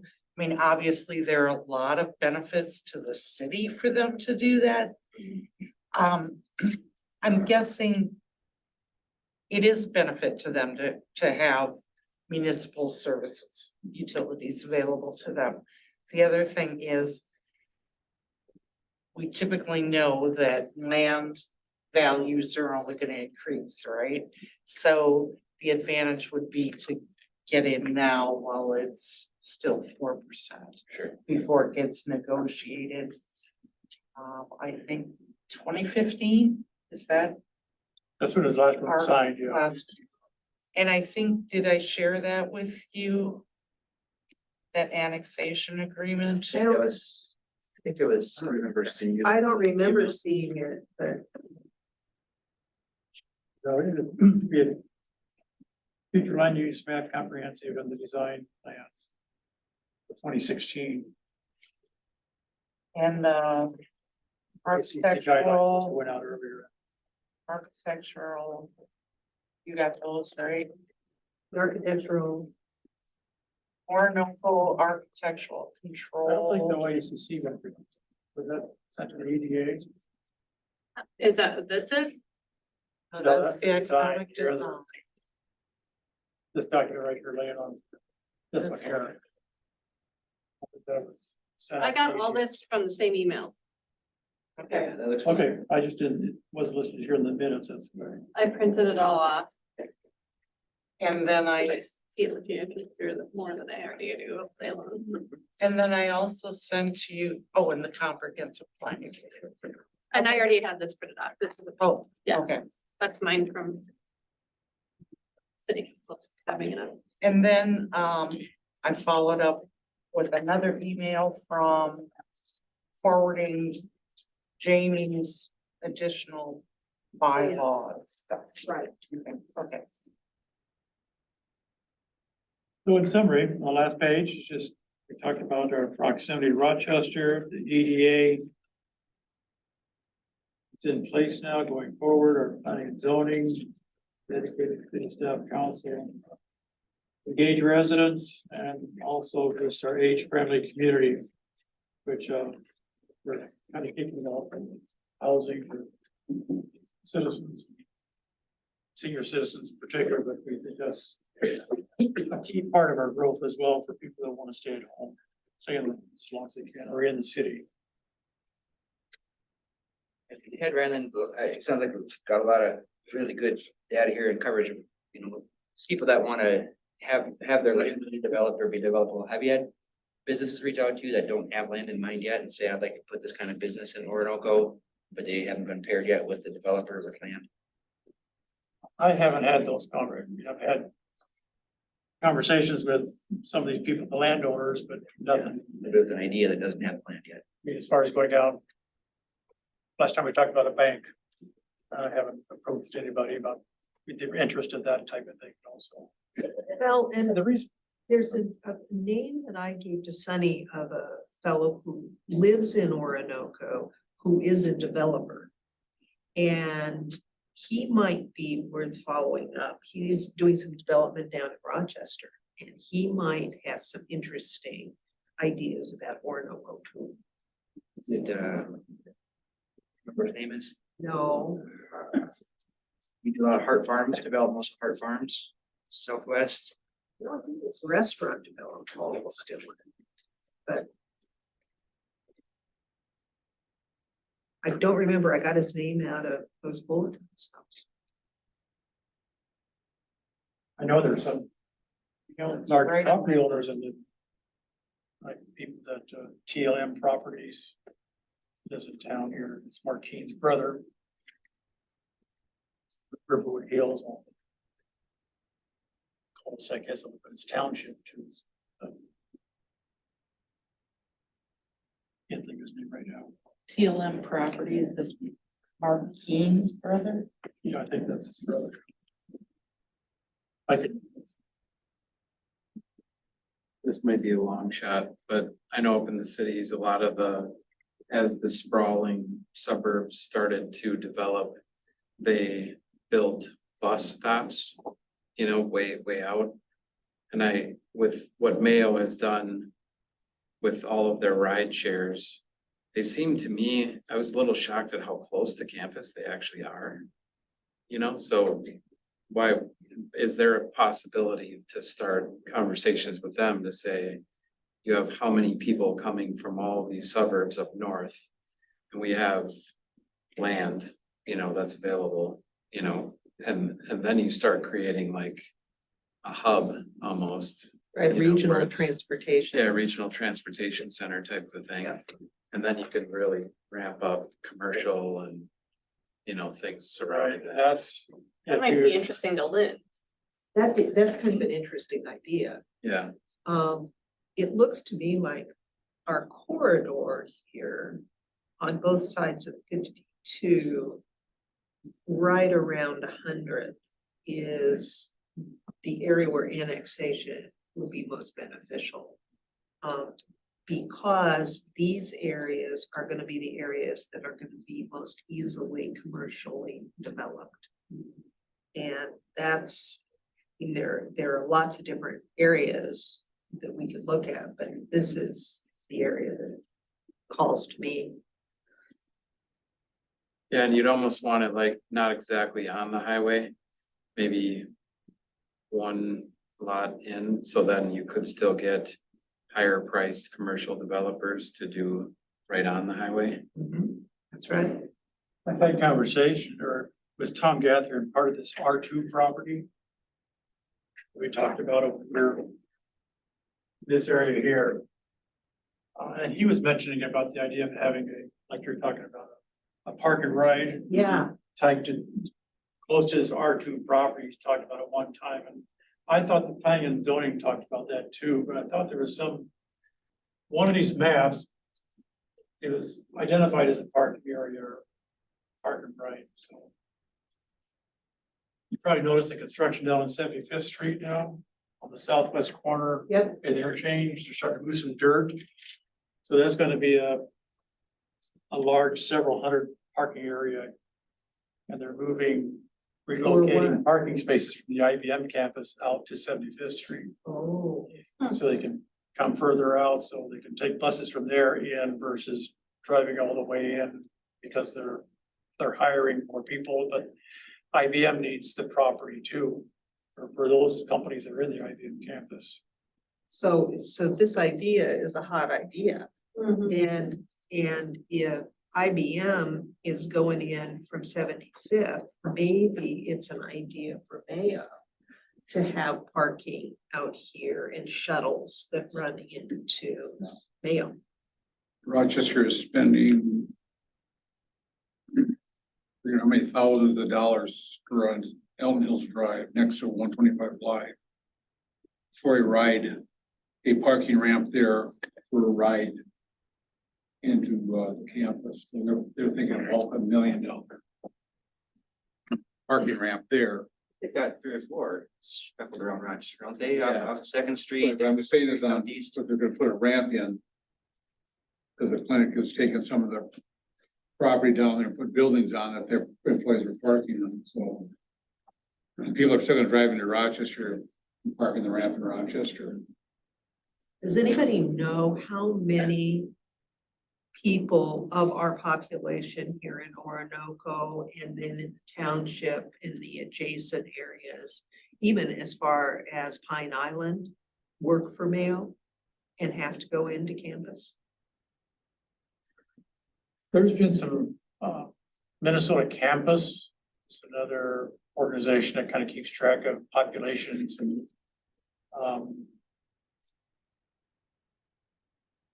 I don't know if it's them, but there was a company that Southeast Minnesota League of Municipalities put out a memo identifying, did a study of people that traveled to and from cities. And so they had Orinoco, how many come in to work in Orinoco versus going out of Orinoco. Same thing with Byron and all the communities in the Rochester area. It was really interesting, but I don't remember the numbers because it's been multiple years, but I can try and find that. But I don't think it breaks it down to Mayo, but I'm sure it's a large percentage. The reason I ask that is in Riverwood Hills, by far and away, most homeowners work for Mayo. And they commute. And the nice thing about a park and ride and a shuttle service is that you don't have as much wear and tear on city services as you do for an operating business or for residential development. Why? Because people are just parking their cars there, picking their cars up, coming and going. That's it. That's, COVID put the kibosh on Rochester City Lines. They weren't stopping in Rochester, but they were stopping Pine Islands and Rhoda all the way up to Hammond. Yeah. That hasn't been, so there's another study started, and the legislators awarded $350,000 to the Southeast Minnesota Together, which is another organization out of Austin or Albert Lee, to look at a transportation management study for this Loving County area. And there's been money associated or funded for it from the state legislature to put together the study. We've talked about it in council about, it's not meant to replacing Rochester city lines of getting Mayo people, but it's just in general, people from Orinoco or from Dover, Yoda that need to go to Rochester or go to some other place. So it's a regional transit project. And that may be multiple years out there, but there is funding being done to look at that type of thing. And on a larger basis and more regional basis than just a Mayo lines going in, but the park and ride, Pine Island has one by the Dollar General store and across the street by the creamery. So, and you see it parked. I don't know if they carpool in, or they have a bus that stops there? On the average, it was, I did Austin, Hayfield, Dodge Center, up to Hampton for Ross City Lines. I did that for a while for them. On average, maybe 25 people from Zumbrota down through Pine Island. And days were even less than that. It was getting to the point where it didn't. For Ross City Lines didn't make sense. Business has been to do Yeah, it because it was not cost effective to do that. And that was 4 years ago. I get, what I'm saying is that I watch on any given day, around the holidays, people drive or do different things. And even though it's being supplemented by mail, it just, after a while, it just didn't make business sense. And COVID just kind of, Well, and a lot of the people that live in my area have ramp privileges just because of the type of job they have at Mayo, so. If you're Yeah, any sort of and a lot of advanced, if people you're an do. advanced practitioner of any sort, or, then you have ramp privileges. No, that's not the majority of people at all, but it's I think our demographics are young and professional and high income, so I think it's quite a few of them actually that do have those ramp privileges because of their job titles. The love of the automobile. But I That's think true that's a too. generational thing though, too, is that a lot of people in that generation would prefer not to have to drive. And for philosophical I reasons. think that's a little bit younger than the people that are affording homes here, though. Do you know what I mean? I think that's like my son, that's the 20s. That generation is definitely more into that. They're not buying homes in Orinoco because they can't afford them. So, we just gotta build homes that they can afford here, and then that would be a more, thing with the ride share too, is that you have to make sure you're there.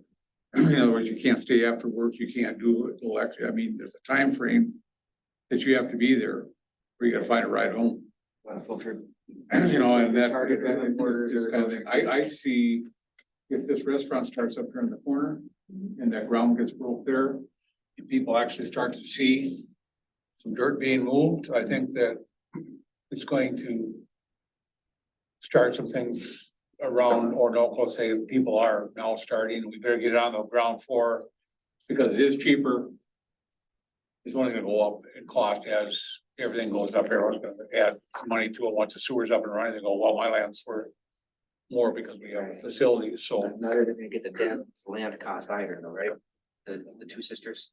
So I'm glad to see that, up there, that you see, like I said, where they have motor culture, you have buildings being built. People start saying that people are developing. Yeah. So just getting back to an earlier comment about what have we done? And to be honest, we really didn't have much leverage to do anything because we didn't have a sewage treatment plant. Now that it's coming on board, and we do have that opportunity, we can go out and promote the city and feel comfortable about saying, you don't have to say we're the largest unsewaged city of Minnesota anymore. So now we've got something, we got some leverage, we say, here's our, but right now we've got 43 acres. As far as expanding, that's why it'd be nice to have these owners understand the importance of annexing to the city to allow more people. We could go out and Stewartville does a great job of doing this, of voting Orinoco with our parks, proximity, low taxes, and just putting together our selling brochure that we haven't really been able to do because we didn't have a sewer project. So Well, to and me, I think that's something we should include in our work list. there's a limited number of areas that can be annexed along 52. Maybe at some point it's worth thinking about doing a presentation to all of them at the same time.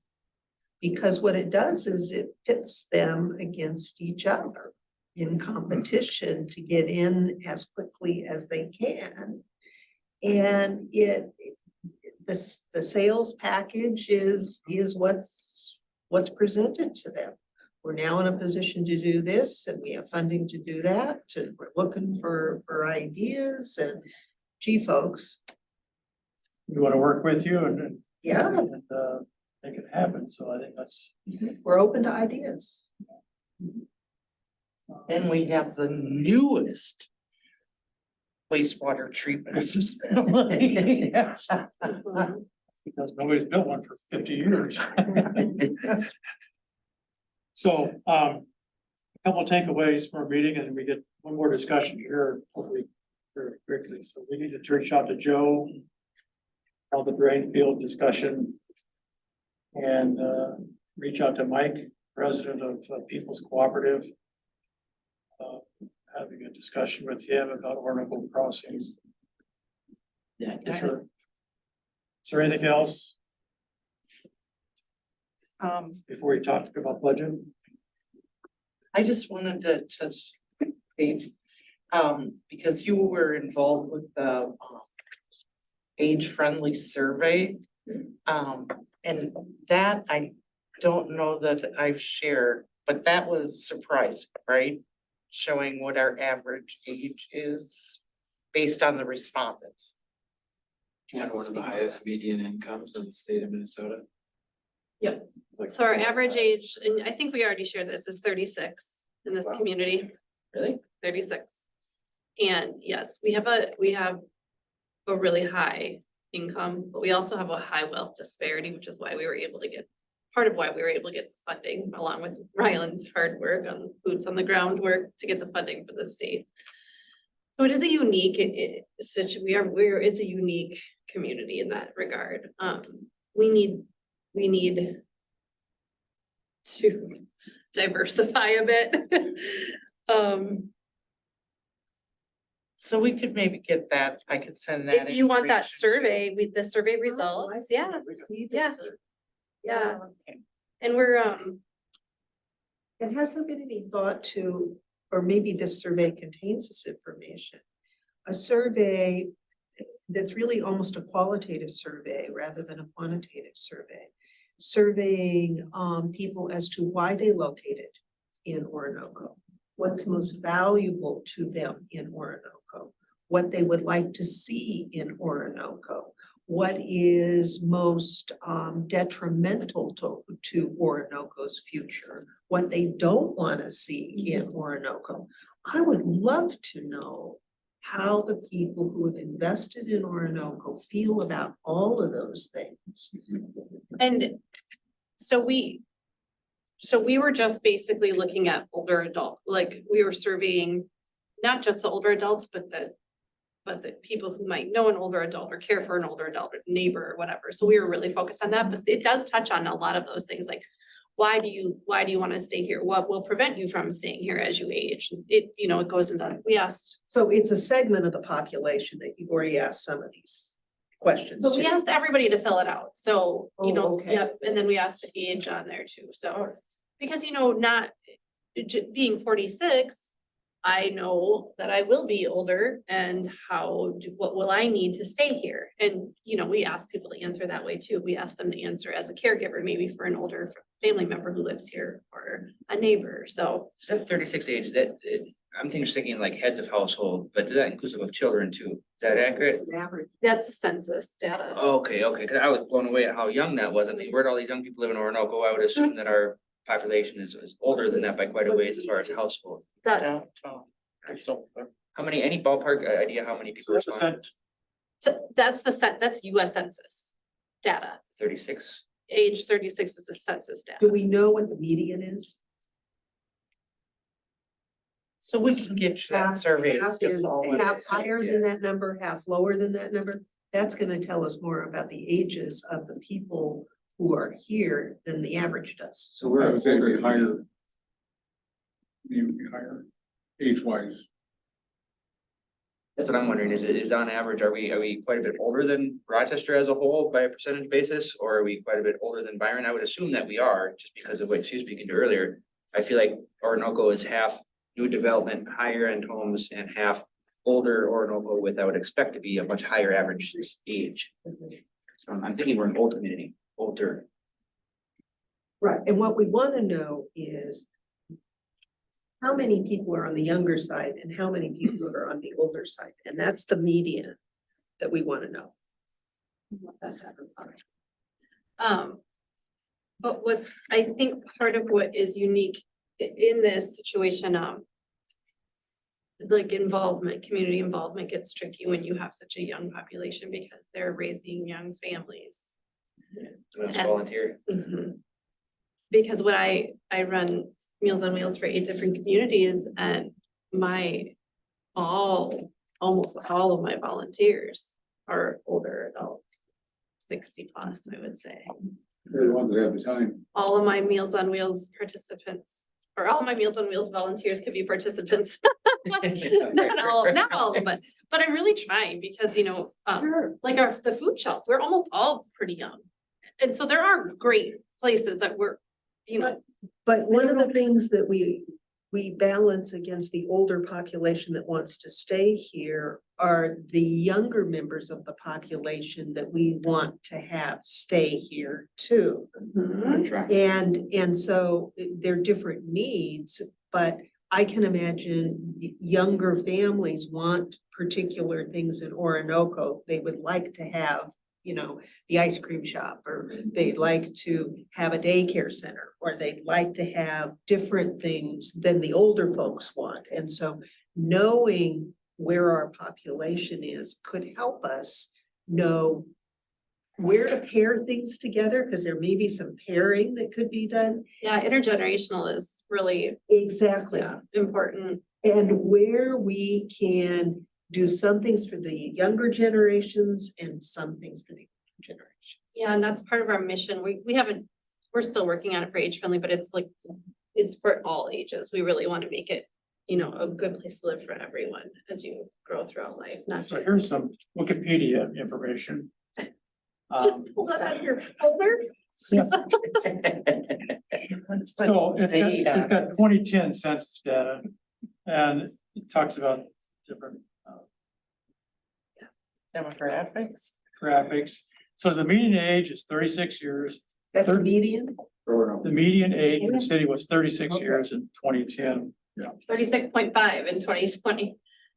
Was it 36.5 now. So that is median. I'm sorry, Okay. Marcia, I was reading that wrong. 31.7% of residents were under the age of 18. 4.9% between the ages of 18 and 24. 28.3 between 25 to 44. 27.2 from 45 to 64. 8.1 above 65 and older. Gender makeup is 50.1% male, 49.9 female. One thing we are really taking into account with age friendly Orinoco is the townships, because that's where our larger population lies. Is in the townships. Not in the That- city. And that's where, like, if you go to a township meeting, it's full. We're lucky to have 3 people at our meeting. Towns, they're always on top of watching what they're doing. They're much more involved. I don't know, more people to pull from, I guess, but they also have that's where our first responders, that's the majority of the calls they make. Is to And so the, is the population in the township generally older? I think so. Okay, I would guess that. I would guess that, and that's what, I would guess and that. that's, yeah. And my we experience. know statistically that older people are more civically involved, both because they have time and because they were the last people educated in civics.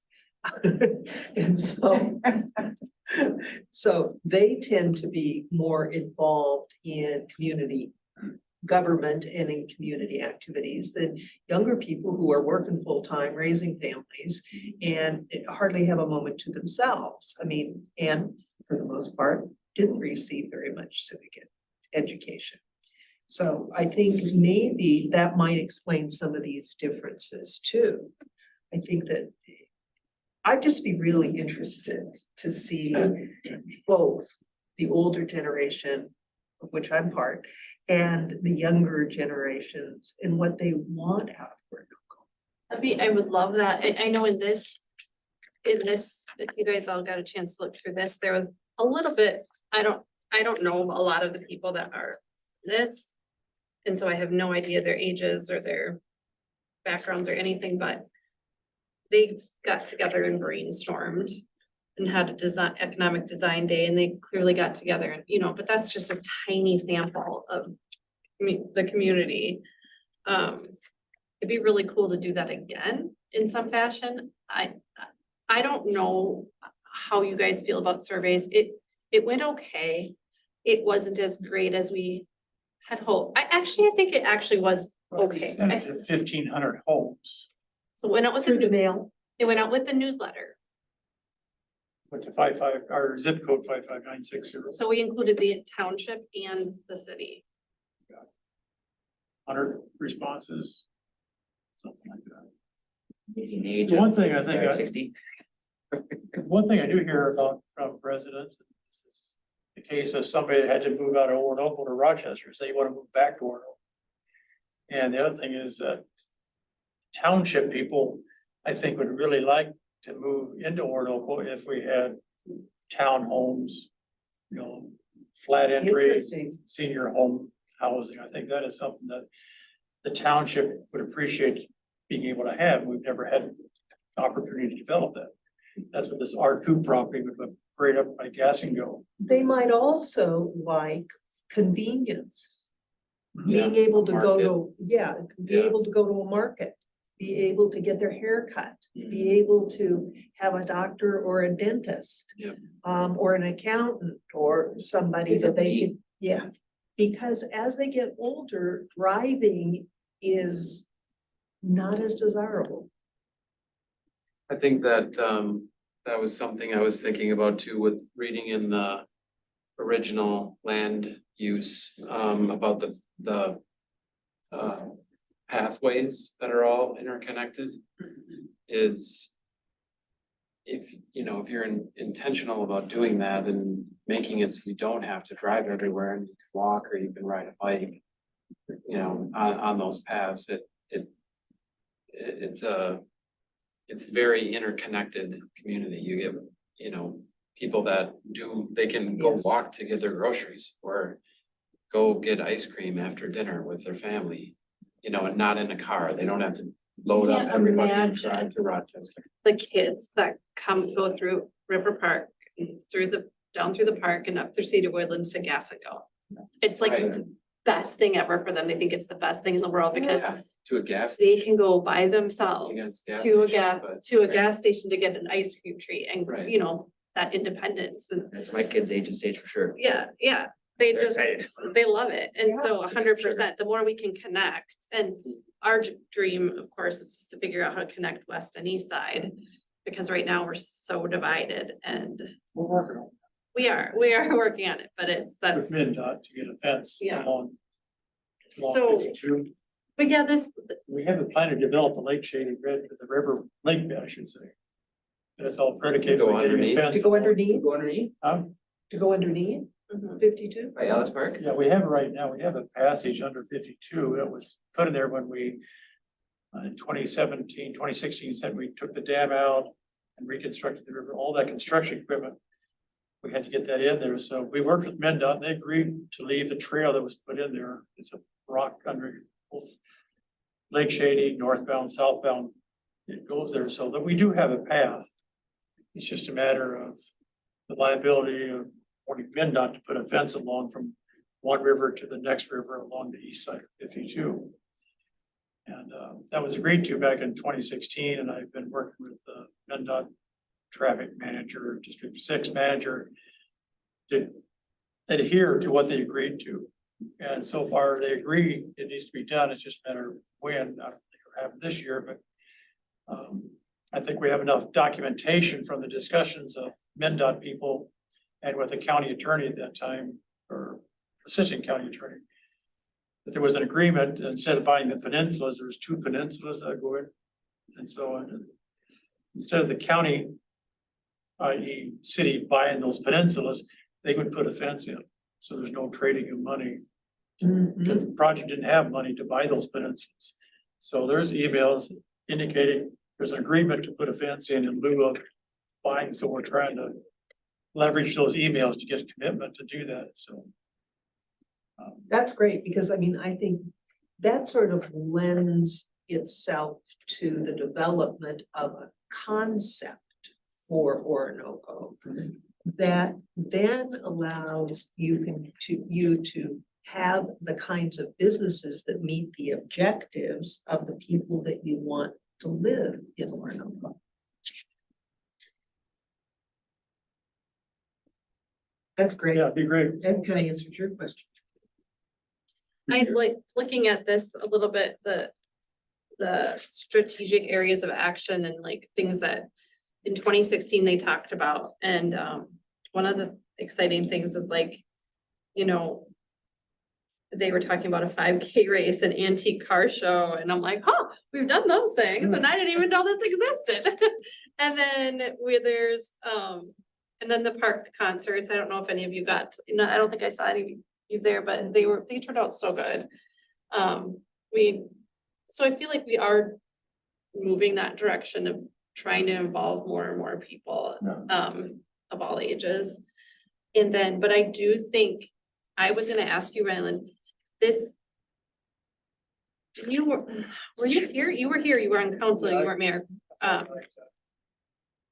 It says, you know, launch a branding initiative and task force to boost profile business, to draw businesses. That was never, was that started? Was that, No, it's it wasn't started? Okay, definitely one of the things on our okay. work list. It should be is the branding of Orinoco. Right, I feel like that kind of has to be A new toward the brand. top, right, of.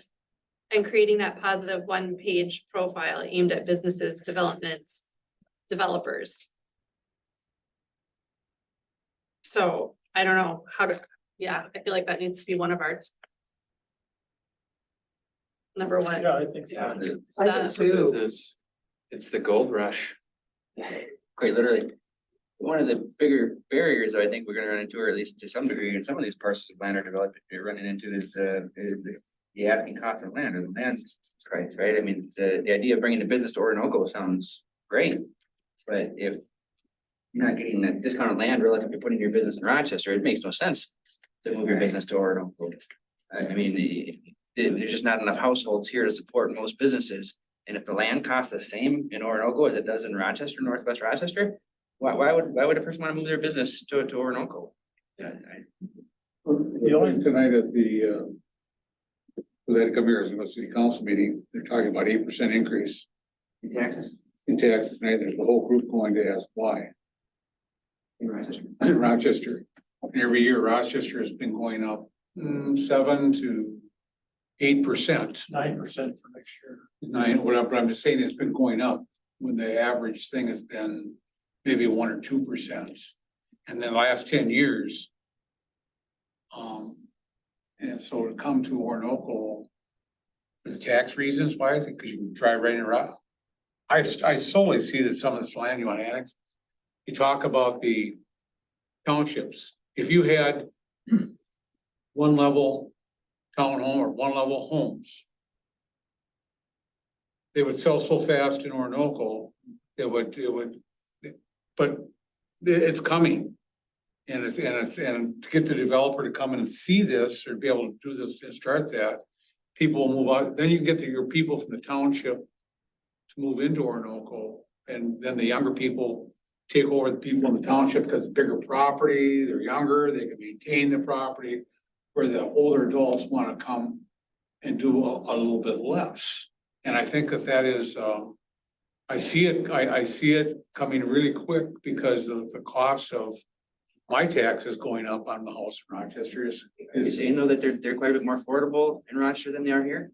Taxes. I can tell you that I put my building up out here in Orinoco because I could do it for half price. Property taxes. 10 years ago, I could put it for half price. So maybe that applies to commercial. I would guesstimate residential. My property, it's 1 to 1.25% of the property value is what I pay taxes here, and it's not any different than in Rochester. I've got a couple houses there, and they're all 1 to 1.25% of property value. It's not much different, at least not in, maybe it's where I live. I can tell you that between my house here and what I have here, huge difference. Yeah. Commercial property taxes last year or the year before, you didn't go a penny. You held the line. You said there was no increase. Yeah, we did, we held it. You know, whenever you held the line in Rochester, it was going up to 8%. Might change here. Well, I understand For that. years, that was the case, yeah, we kept it the same. But when you take a look at take a 10-year average, what Rochester's raised their taxes Gotcha.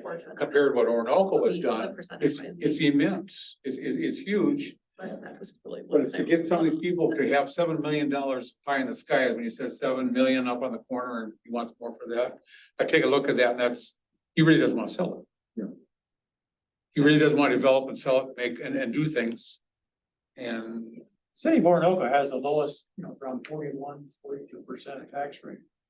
You compare it to Stewartville and Byron, where it's 80, 90, 110%. 110% of what? Was that, What is the 40% that you referenced, or the 110%? What, 40% of what? the tax property rate, the tax rate, our taxes compared to our, market value of what we budget for. Okay. We're really we are the lowest in this county. We also don't have infrastructure or city Yeah, we have no- buildings. We don't have anything to pay for. So Yeah, that, yeah. that will, that will Just started be, at 88. That's gonna change, but I don't know how much changes, it will change. It has to change. Otherwise, that's how you fund your city. You have well, to. before you. We're not gonna jump from 40 to 80%. No, of course not. But there will be, with growth will come More that. expenses, yeah. Right. Yeah. Right, Because but the more parks, the more, again, the bill tonight is they want to pass, which I think is totally ridiculous. They want to put another sports center, to build another sports center in Rochester. Multi-million-dollar sports centers. Well, to me, that is not a necessity. That's a nicety. And I don't see the parks. I don't see the place. I don't see things. And so if Orinoco can hold your parks, and as you just said, we don't need any more parks. And the point is you need to take care of what because I have not yet. we don't need parks right now because we don't have the staff. Once we do, I think Well, it's one of the best things and it's one of what definitely draws people here is our parks and trails. I mean, our trails are amazing and our parks are amazing. What we have right now is all we can maintain, but as we grow, we will get more staff and then of course we'll need. but in any city, I've never seen a park that you couldn't get into because there was too many people using it. Never, I don't care what city you go to, all this land, all this it takes to do that, and it takes dollars to maintain that. And that's why I see, like I said, I don't know what the Indians are going to do with the Bridge to Nowhere property. But once they come in, the developers will hit there really fast. I mean. So we need to. Orinoco has tried to promote is, the comparison to Rochester. It's just the overall planning process and getting through the whole planning and zoning and. We like to compliment ourselves and we like to hope it stays that way. Our process for getting the preliminary plots, the building permits and everything else is a quick process. Less red tape, less hurdles. Streamlined, yeah. That's one thing we need to continue to promote and make sure happens. We don't get that type of thing, so. So by your, Task list for, yeah, I'm just gonna add on slide 23. By the dedicated city staff and council. Thank you, I appreciate that. That's so interesting. so by, True. So, yeah, But Arlen, that does make sense when you can streamline it as dollars. When you bring a plan in and people want to do something and you can work through that plan in a matter of 2-3 months versus the other people taking a year and all the waylays, that's the time other people say, I'm gonna take my money. we've heard that from developers. Paul Meyer, who developed the River Bend. He was the key, that's why he came out here, was the process time of getting that plan plotted and everything. Annexed, that's like your annexation process. So it's- The city of Rochester is getting more in depth in the way that you have to go about getting permits and things to do everything. So it's getting worse for developers and not better. I heard signs cannot be higher than 20 feet. There's a whole bunch of things, yeah. In the sign world, it's. Because we were talking to a competitor to the sign booth and he was trying to get us for our electronic message boards. Mm. And they were trying to get a sign built in on the West Highway 14 because of this mandate of being 20 foot, he was trying to get this taller sign. He did, he got it built, but he was up against a deadline because of this 20 foot sign ordeal. So, Sure. We still all right, have. well, I hope this some helps good- overlay of kind of where we're at and laying some groundwork. A lot of work needs to be done. So what were you expecting for a budget discussion for $20,000 or 50,000? What do you would want? Well,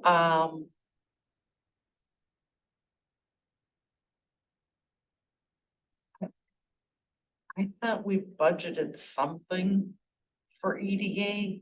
We did, yeah. We budgeted, there's like 17,000 in the budget. For 2023? No, for 2023, yeah. We Time to used like spend? 13,000 It's like, of it. no, for We got 2023, that yeah. That was confusing. Oh, here we go. And that's some of that money that you budgeted gone to that group that was CETA. supposed to, that To see that. pretty much used it all up. That was last year. Okay, Yeah. so it's not this year's budget that's being consumed by. Contract labor and. Yeah, Sure. that's the thing. It was, cause I was trying to So for pull it by contract labor- department. We budget 17. And we've used $534. So for, and when we talked about this back in September. 20.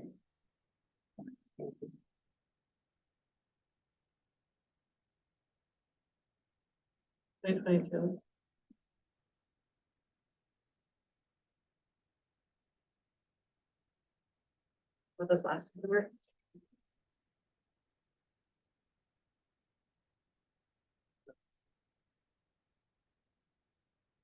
See the contract is 13,000. For 2022. 2023. This is a carryover to make up, help us with that 17,000.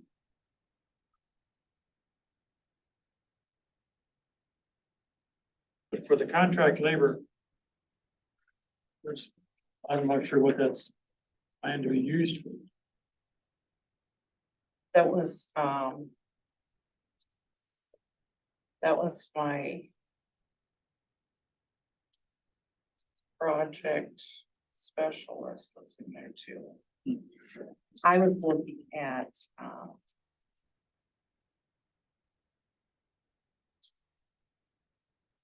that picture from there. Anyway, okay, so we have less than $20,000. But I think, so I'm trying to negotiate the contract with CETA for these next 3 meetings. Oh, okay. And then make sure that we're covering everything that you want to be covered. So Well, I think we can do that. I'm gonna guess that when we meet in August, that we're gonna learn a lot about what the EDA can do. And that'll start a list of things that we can select from, sort of a menu of different things that we might want to do. Probably most of which will have price tags associated. And maybe it's worth us thinking about money once we have a shopping list, to mix metaphors, of different things that we might want to do. CETA will want a contract in place. Can we do a contract by hour? Because that's how we're doing. it. That's all, the only way they do it. Right, and so they're is gonna, by hour. so you'll do what, a couple of hours in August and a couple of hours in September and a couple hours in October, is that the plan? So that's 6, plus we want them to do some other work too, right? Right. I'll send you the email. What that are I they have charging from per them. hour? Is it like $89 an hour? Contract by hour. It's One for mine, That 17 grand is gonna go a long ways. I was gonna say, So that's not bad. that's not bad at all. if that's the right number, but it seems like it was $89 an hour, or maybe it was 189. Either case, it's I pretty think it's reasonable. 180 sounds more like, but to your point too is, you gotta remember too, that the contract that we had last year was inclusive of having somebody on site like every other week for 4 hours, 8 hours. 8 hours every other week. So when do you have to negotiate the contract with CETA? Before they come and talk to us? Can we just pay them on an hourly rate until we get through that? And he's already scheduled, so and they're very easy to work with, so I don't anticipate that being a problem. I just wanted you to know where we're at. The contract runs from 1 July to 31 June. Oh, okay. So it's kind of messes up budget planning, but yeah. Well, I proposed to him that it gets aligned with What we're this doing. calendar year. And then, but I also want him to give me a number because we're heading into budget discussions on what he would propose, and then also what you folks are thinking in terms of what do we think we need for council to, I don't feel like I have enough information to even begin to quantify what we need from CETA. I mean, I don't know about the rest of you, but I just don't have enough information. And I'm really looking forward to learning from them as to what other people have done and how they're doing it and what services they can provide, because I think that's gonna educate us as to how we want us, what we want to accomplish and prioritize. and when did we have those conversations? I remember an EDA agenda having their existing contract, or maybe that was council meeting, special. That was a council meeting. Okay, special council meeting, so maybe I can find that stuff too and send it out. There's, they have a terrific grant writing staff that I would like to see them help us with. Grant writing for branding. There's companies out there that we can get grant, maybe some matching, maybe not matching, but branding, outdoor recreation grants to help with our paths, paving of paths in our parks from Riverwood Hills. We've done one section of this year. A year ago, we did it. But we held off on doing it because all the sewer construction is gonna just rip some of the paths up, so. Now that that's done, we can continue to pursue those paved paths instead of gravel paths through Riverwood Hills So, down to Third Street and help with getting the path over to the bridge too, so there's. so why wouldn't that fall under parks and trails? I mean, that's, Opposed to, they would help us with a grant writing, oh, okay, so, okay. just their fees, yeah. I also think probably the, from a marketing standpoint, just to dovetail on that. Creating the pitch deck to brand Orinoco, to come to Orinoco, but. I don't even know necessarily what that means, like when I talk to developers. And I say, hey, I'm on the EDA and what are your thoughts? And they say, well, there's no density there. I don't know if this is for me or, That's an issue right now, yeah. yeah, but what I'm saying is there are developers, based on what we do already have to offer or what we could potentially annex. We're just not talking to the right people, but what do they want to hear? We have, TIF money or however, here are our funding help options and here's why you would come here and, we already know the benefits from a community perspective and, those types of things, but the incentives, I guess is what I'm after, and then how to brand the incentives to people. Yeah. So there's a couple organizations in Rochester that I would highly recommend we talk to. One is the Rochester Area Builders Association. Also as those, as the Rochester Area Economic Development Council. Those people can disseminate amongst their distributors or members, I guess I should say. I do think those are organizations that we need to, we've worked with READY, which is Rochester Area Economic Development. This goes back about 3 executive directors back about 10 years ago, no, 7 years ago. But they were actively trying to find companies for us to look at. And so I think it's a Rochester area, it's just not Rochester, it's the whole area, the region area. And Home Builders Association is another, they have a huge organization, they put on the home shows. Stewartville, if you've ever been to a home show, Stewartville has a display for, along with all the developers and contractors that are there. But they have a booth and they're promoting their one-page flyer, and their seated persons there, and the mayor's there, and council members are there.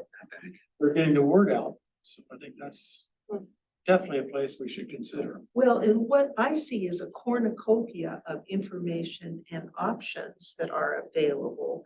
And one of our tasks, it looks like to me, is to put together a plan as to what we're gonna start with, and then are we doing these 2 things? Are we doing these 3 things at the same time? Are we doing them in a particular order? Because otherwise, we will drown in information and not accomplish what we want to accomplish. Paralysis by analysis. Yeah. Do we seek housing first and then commercial stuff, commercial and then housing? It's so interesting. I was thinking that too, because you're saying the businesses say there's not enough density. Yeah. And so, and then to bring people in, we need more. Yeah, it is. You know, it is Can't really, get commercial without the real task. It's Yeah. a egg kind of problem. It is. Lot size, this should be. Is it on next week's agenda? Well, in talking with, I always forget the gentleman at CETA that I talked to pre. Looking to be a part of the EDA, and I asked that exact question. I said, you've been with CETA for a long time. What is the best strategy to Yep. do that? And he said, there is no best strategy. Go, take action. You just go. Yeah, he said, you just gotta get it out there. You have to talk to as many people as possible. I mean, I will tell, not that I'm promoting this at all, but our developer lied to every single person building their home in our development. And our Every development single too. person. Me, He same. lied saying, this is coming and the dump is going away, and this is, every single person he lied straight to their face. They didn't care. Not that I'm saying we can do that, but the thing is, we can promote, here's what we envision, and the people will, you know what I Yeah, mean? we've got to have a vision though, Yeah, we have to have a vision and an honest one. an honest vision Honest vision. and some branding. Yeah. And we also need to know, I think, what the people who are here want. Yeah. I think that is also a component that goes into the other. So then I guess my question is, how do you just knowing how hard it is, how hard it is to engage people? You know, how do we do it? What is the best way? Do we do it with another survey in the newsletter that people say they don't get, but we 100% know they get? Maybe lining the bird. How do we, they 100% get That's what we've it. Everyone gets it. It's every quarter, but whatever. Do we do it, you know, on social media? Do we do it on our website? Do we have public, you know, Town open hall. houses that we already have for water and sewer that people don't go to? That we're, I think this is a little It's- different because it should be either exciting or it should be, man, I hope they don't do this. You know, but either way, hey, we all know we're open for business now. You know, the last key piece is coming in, so, you know, have a series of pancake breakfasts or well, food, ice cream yeah. social. Ice cream social is what. Food helps. Aside. But then like, what if we ask Jesse, you know, hey, we're Yeah, gonna host an have it at the event. old school, Great you know, idea. at the schoolhouse where we have it where people, oh, I'm interested, you know, Yeah, tour slash, yeah, like, Yeah. and then. Let's have, I don't know, maybe it's even, Well, the fire departments have this Wednesday night event where they've sent out, they just did a huge splash across the county. The fire departments, there's 7 fire trucks, there's 7 food trucks. They're looking for a recruitment process. So I think that's gonna really, to me, it's a first exposure of massive promotion for what they wanna do with we could do something went- similar. extreme measures to publicize this, the fire departments and everything else. So Well, it's all around food. right. Yeah. 7 food trucks. Hell, how about recruiting, We'll see how their turnout is at 100 degrees. It's bad timing. We recently did a Survey Monkey survey for Mhm, our homeowners mhm. in our homeowners association. We had a return rate of 58%. That is phenomenal. Extreme. And the reason is we asked limited number of questions and got tremendous feedback. I think that Good idea. it's not one thing we do, it's a lot of things we do. Your view of go every direction as far as getting information is concerned. It means we have to tabulate stuff. We have to figure out whether we've got overlapping information or whatever. But I think we gotta have that information from the people who care enough to tell us. And I bet you there are a lot. I think the Survey Monkey is a really good way to go. We did it one year with Gold Rush vendors after the show and got some really great feedback. It was a very, very, it's definitely the, out of the surveys I've done with, it's definitely the best. And that's return. another target audience that should be surveyed. Are the Gold Rush funders. I mean, they are funding Gold Rush, and what do they want to see in Orinoco? What do they want to see as improvements or not see happen in Orinoco? I think all that information is helpful. I think too, there's something to be said about visualizing things, so if maybe this can come from part of the budget directed towards marketing dollars, but have somebody do a cool 3D rendering of downtown. Maybe it's old buildings that are, new buildings, but fresh buildings that are built downtown. It's completely made up and maybe even make a light of it in some way, but what could it be? Visualize things or visualize the interchange off of 52 here of different retail and different parking lots that are full of cars and, so the more you plant the seeds in people's head, the more they can anticipate what the potential could be. And there are a lot of people that can build that, And senior sensitive housing and a daycare center and. Right. Yeah. Yeah, spark the dreaming, just. Well, and then you have to, if people feel like you're listening, then they'll feel more invested and want to be involved. And so, and that's, and right now I do think we have to figure out a little bit more because we do have so many kids. There needs to be a little bit, we do have the parks and we do have T-ball. What else could we add for the younger? One thing we need, and we haven't really promoted at all, is the schools. Pine Island and Rochester, we're unique. One, we don't have a school. 2, we offer 2 school systems. And there is a definite advantage. Parents think one over the other, so That's something that- In my day-to-day practice, Orinoco is great, you get to go north or south, depending on what you wanna do. Yeah. So, Can I just say that I think the experience that each of you brings to the table is exciting for me to see. I mean, we want to make sure that everybody is contributing and feeling like they have a voice, and For me as city administrator, I know that's part of what I love about the work I do is providing opportunities for people to have a voice. That's how, in my mind, city government works best is enabling those voices to be heard. So I appreciate everyone in this group and Jamie that's not even here. But I know that you have some creative minds that really are gonna be helpful. Could we, for one or more of the agendas, have a task at the beginning, maybe a presentation by the CETA guy or whatever, and then put aside a space on the agenda for brainstorming?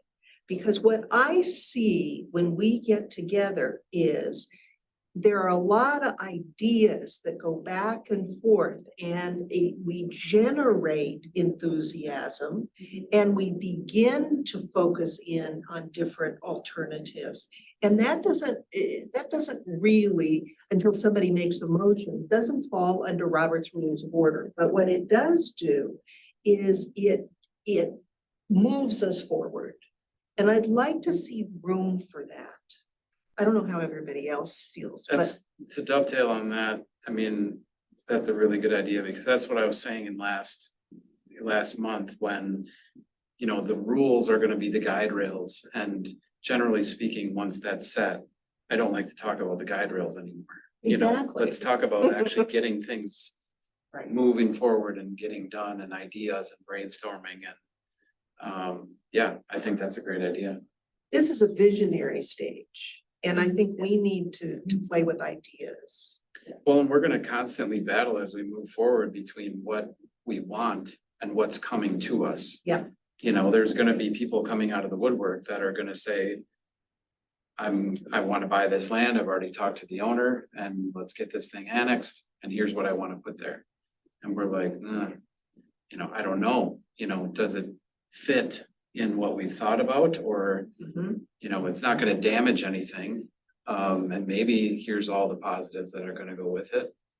You know, let's get behind it, or no, that's just a really bad idea, doesn't fit this community. You know, as they did the land out here, they bought everything on both sides of the highway. He did a greater rendition in the paper, everything else. It was gonna be a city, you know, clinic was gonna be there, formal. The whole works were gonna be there, did artist rendition of what it could be. Not that he had any money, not that he had anybody signed up to do it. He kind of convinced everybody that he had everybody, but he didn't. With biotech. Yeah, the whole works out here, and the state took the time, put the interchange there, they did everything on that. All he has is a proposal on a piece of paper, a dream is what he had no money. So, as I guess what I'd like to see, or whatever, is there a piece of the property, is there a piece of thing for the townhomes that we could actually do a rendition? And show an artist rendition of townhomes in Orinoco on this piece of parcel. Come move to Orinoco, you're 5 minutes away from something, 10 minutes away from things. And actually show senior, the living there, because you mentioned about the township, the people moving and different things, but actually take a piece of the property that we can do that with. And put that out there and put that idea in everyone's heads that I could be out there in that place as a start. And show the rendition and see how many people are interested that would move maybe from a house downtown here or whatever, because there's some bigger lots and you could redevelop their lots into something different. But to me, that is an idea that you could throw into people's head, come move here. And here's a rendition on this property that we can make it. And then you can picture yourself being home right now. And if we put that across to that, to me, that's a huge start. To open up the Follow along with what Jeff has made reference about this proposal for downtown, and the side is a picture of what you're talking about, you know. And I think like that's, you know, senior housing. Multifamily housing, these are all things we don't have that we know we want. And mixed use downtown, so these all should go on our list of what we would sell in our vision. But we shouldn't decide what we're gonna sell until we decide what our vision is. No, that's what I mean, like, that should be part of our vision, like those, those housing, basically what we have is one type of housing option in Orinoco. We know way back when, that was like one of the hugest issues, right? Like, that's a problem. And that was one of their biggest suggestions is we need to change that. We need to, have different lot sizes and that's a big issue.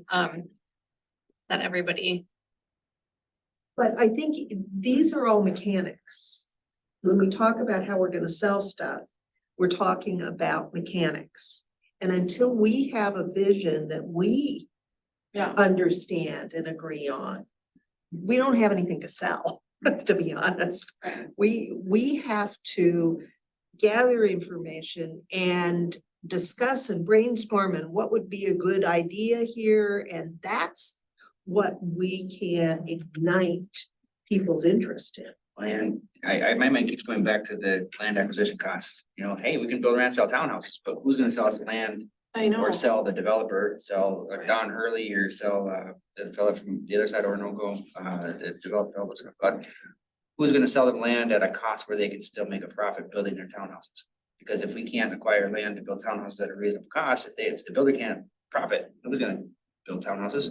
If we can't sell land at a cost that's effective to put multifamily in there, who's gonna build an apartment complex if they can't get the land at a reasonable cost or have some TIF funds or something to make it incentivized? So I don't know, and maybe I'm just burnt out because the one chunk of land I was talking to Joe Sutherland about today, but I feel like it's just not reasonable. And that section right off of 52 is the most desirable section. That's probably why they have the pie in the sky pricing on it. But that's where people are gonna first see or wanna see development, or, So are you maybe, driving yeah. half mile down Hunter Street before you get to your townhouse development. Maybe that's fine, but I just worry about the land acquisition But costs. to that, make it. that land needs to be annexed anyway. So we do have land that is like so maybe our focus needs to be more on these 40, these smaller acre, these 43 acres, and you know what I mean?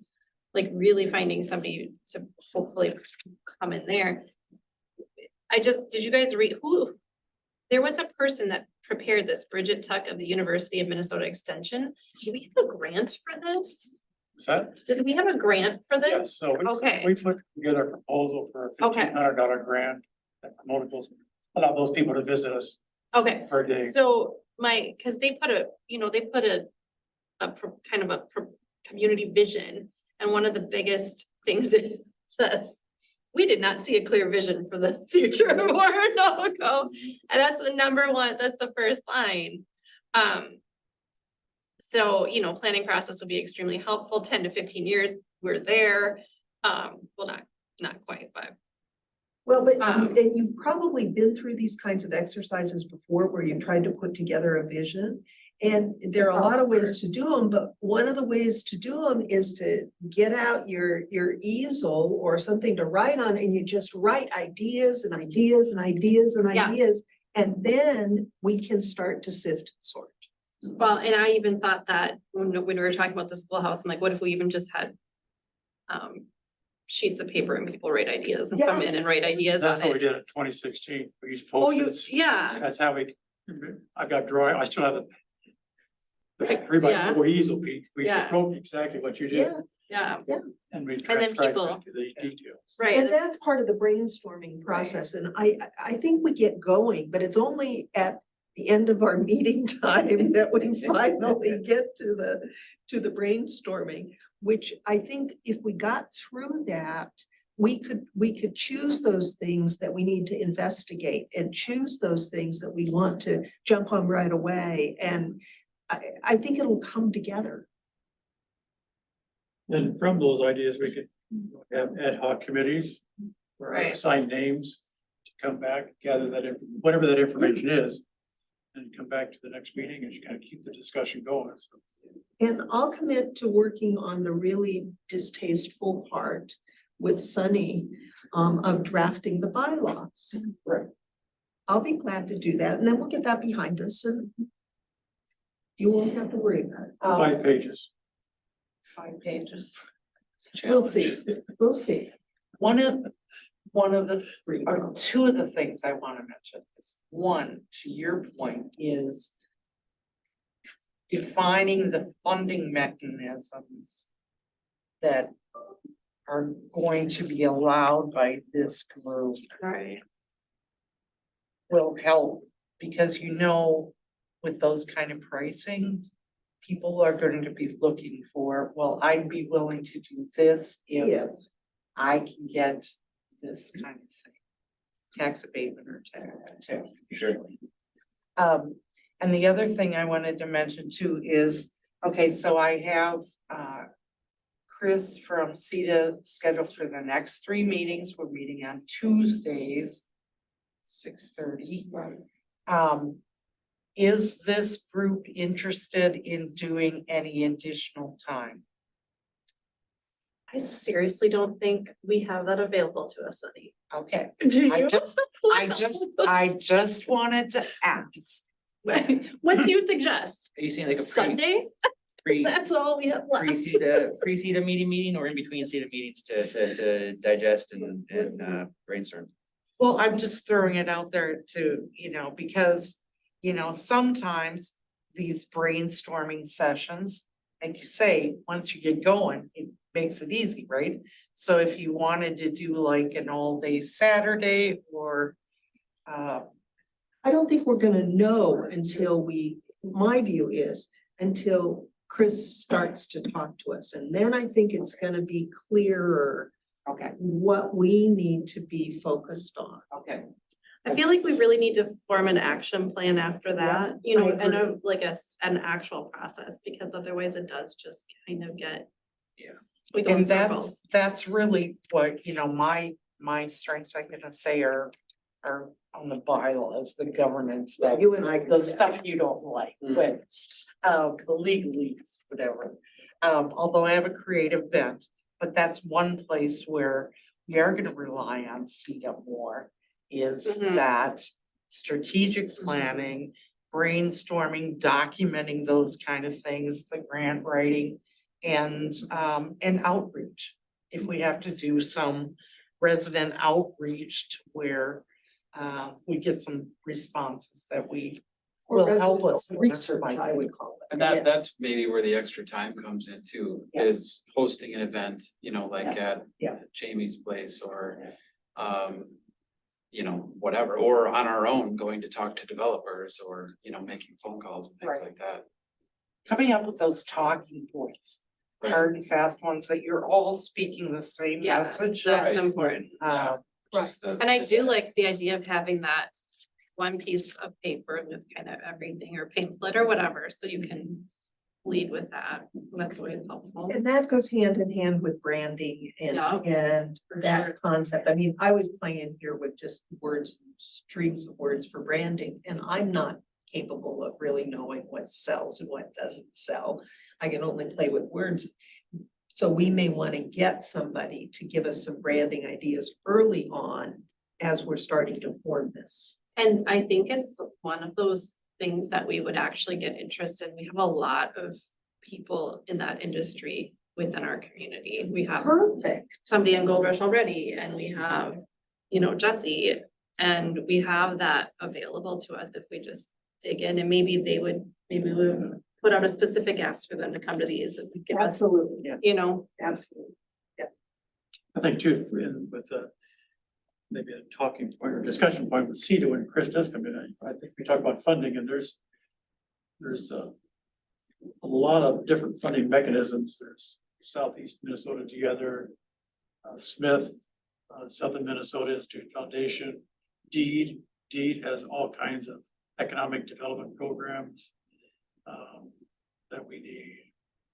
League of Minnesota Cities has offered a lot of those discussions too, so Will Chris be talking about that? I assume so. that's what I'm asking, if we could have if we're gonna put bullet points of what we want to talk about, maybe it's only 4 or 5 and that's all we talk about. But whatever that number is, but we don't want to have a 5-hour session, but we some of the critical things. I think branding is one idea that he can share feedback to us at the meeting if we give him advance.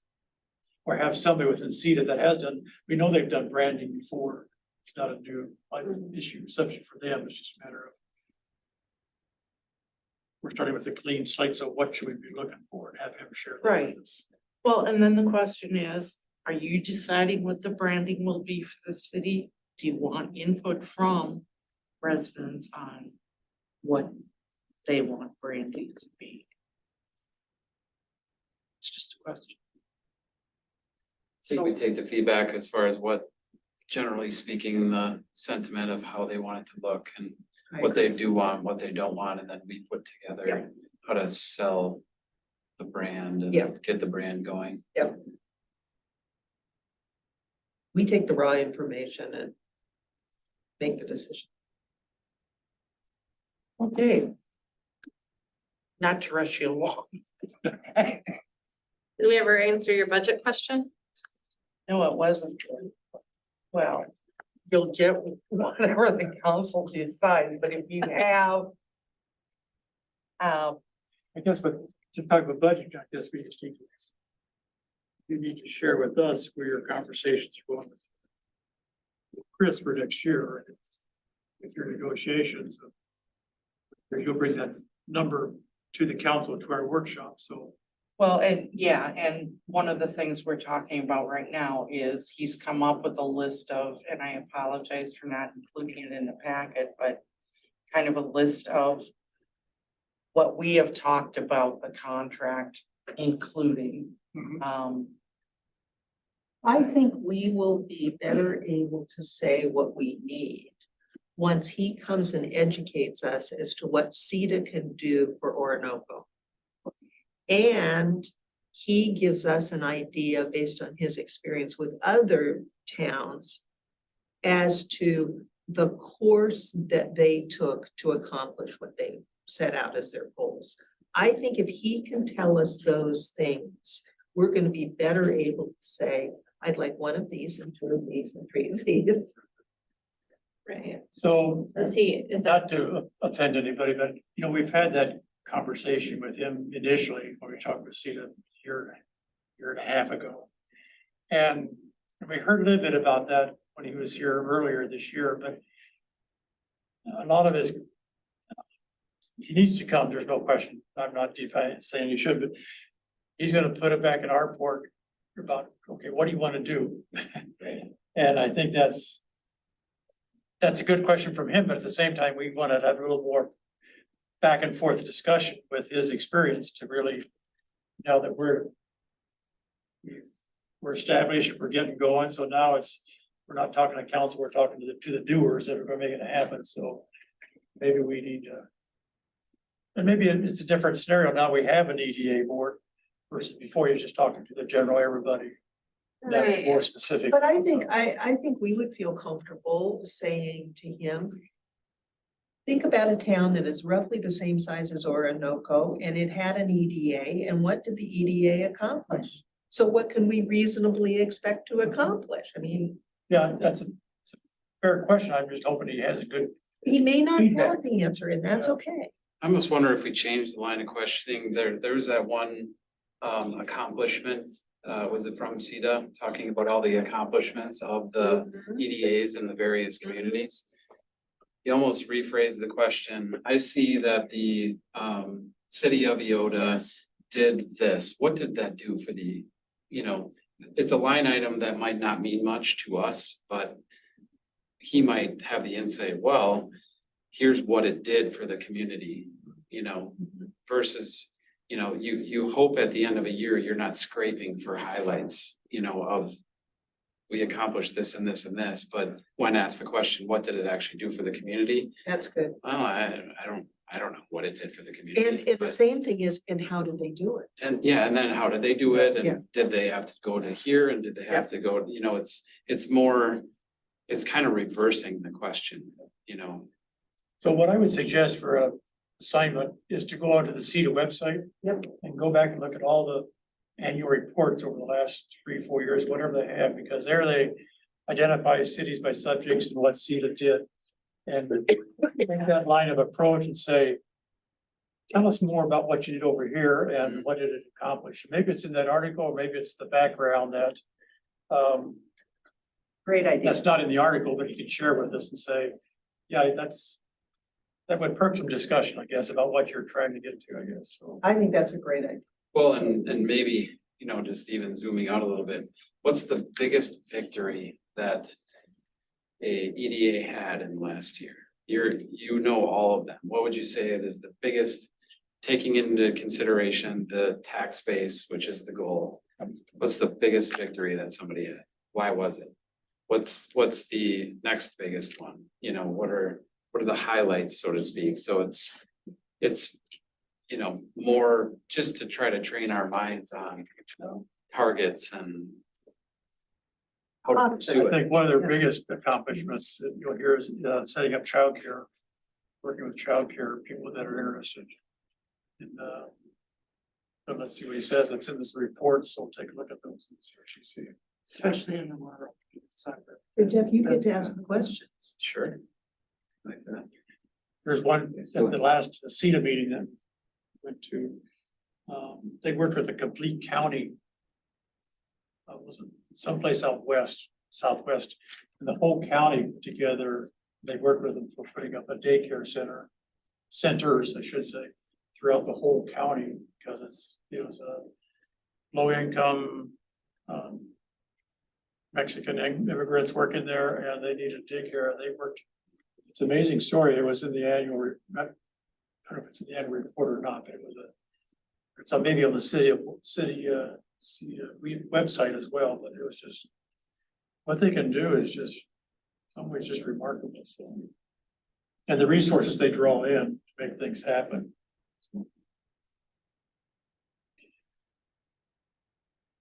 All right, I'll make a motion, we adjourn. Second. 9:35. Second. He did. Yeah. I like this. I like those questions. I apologize with hearing aids.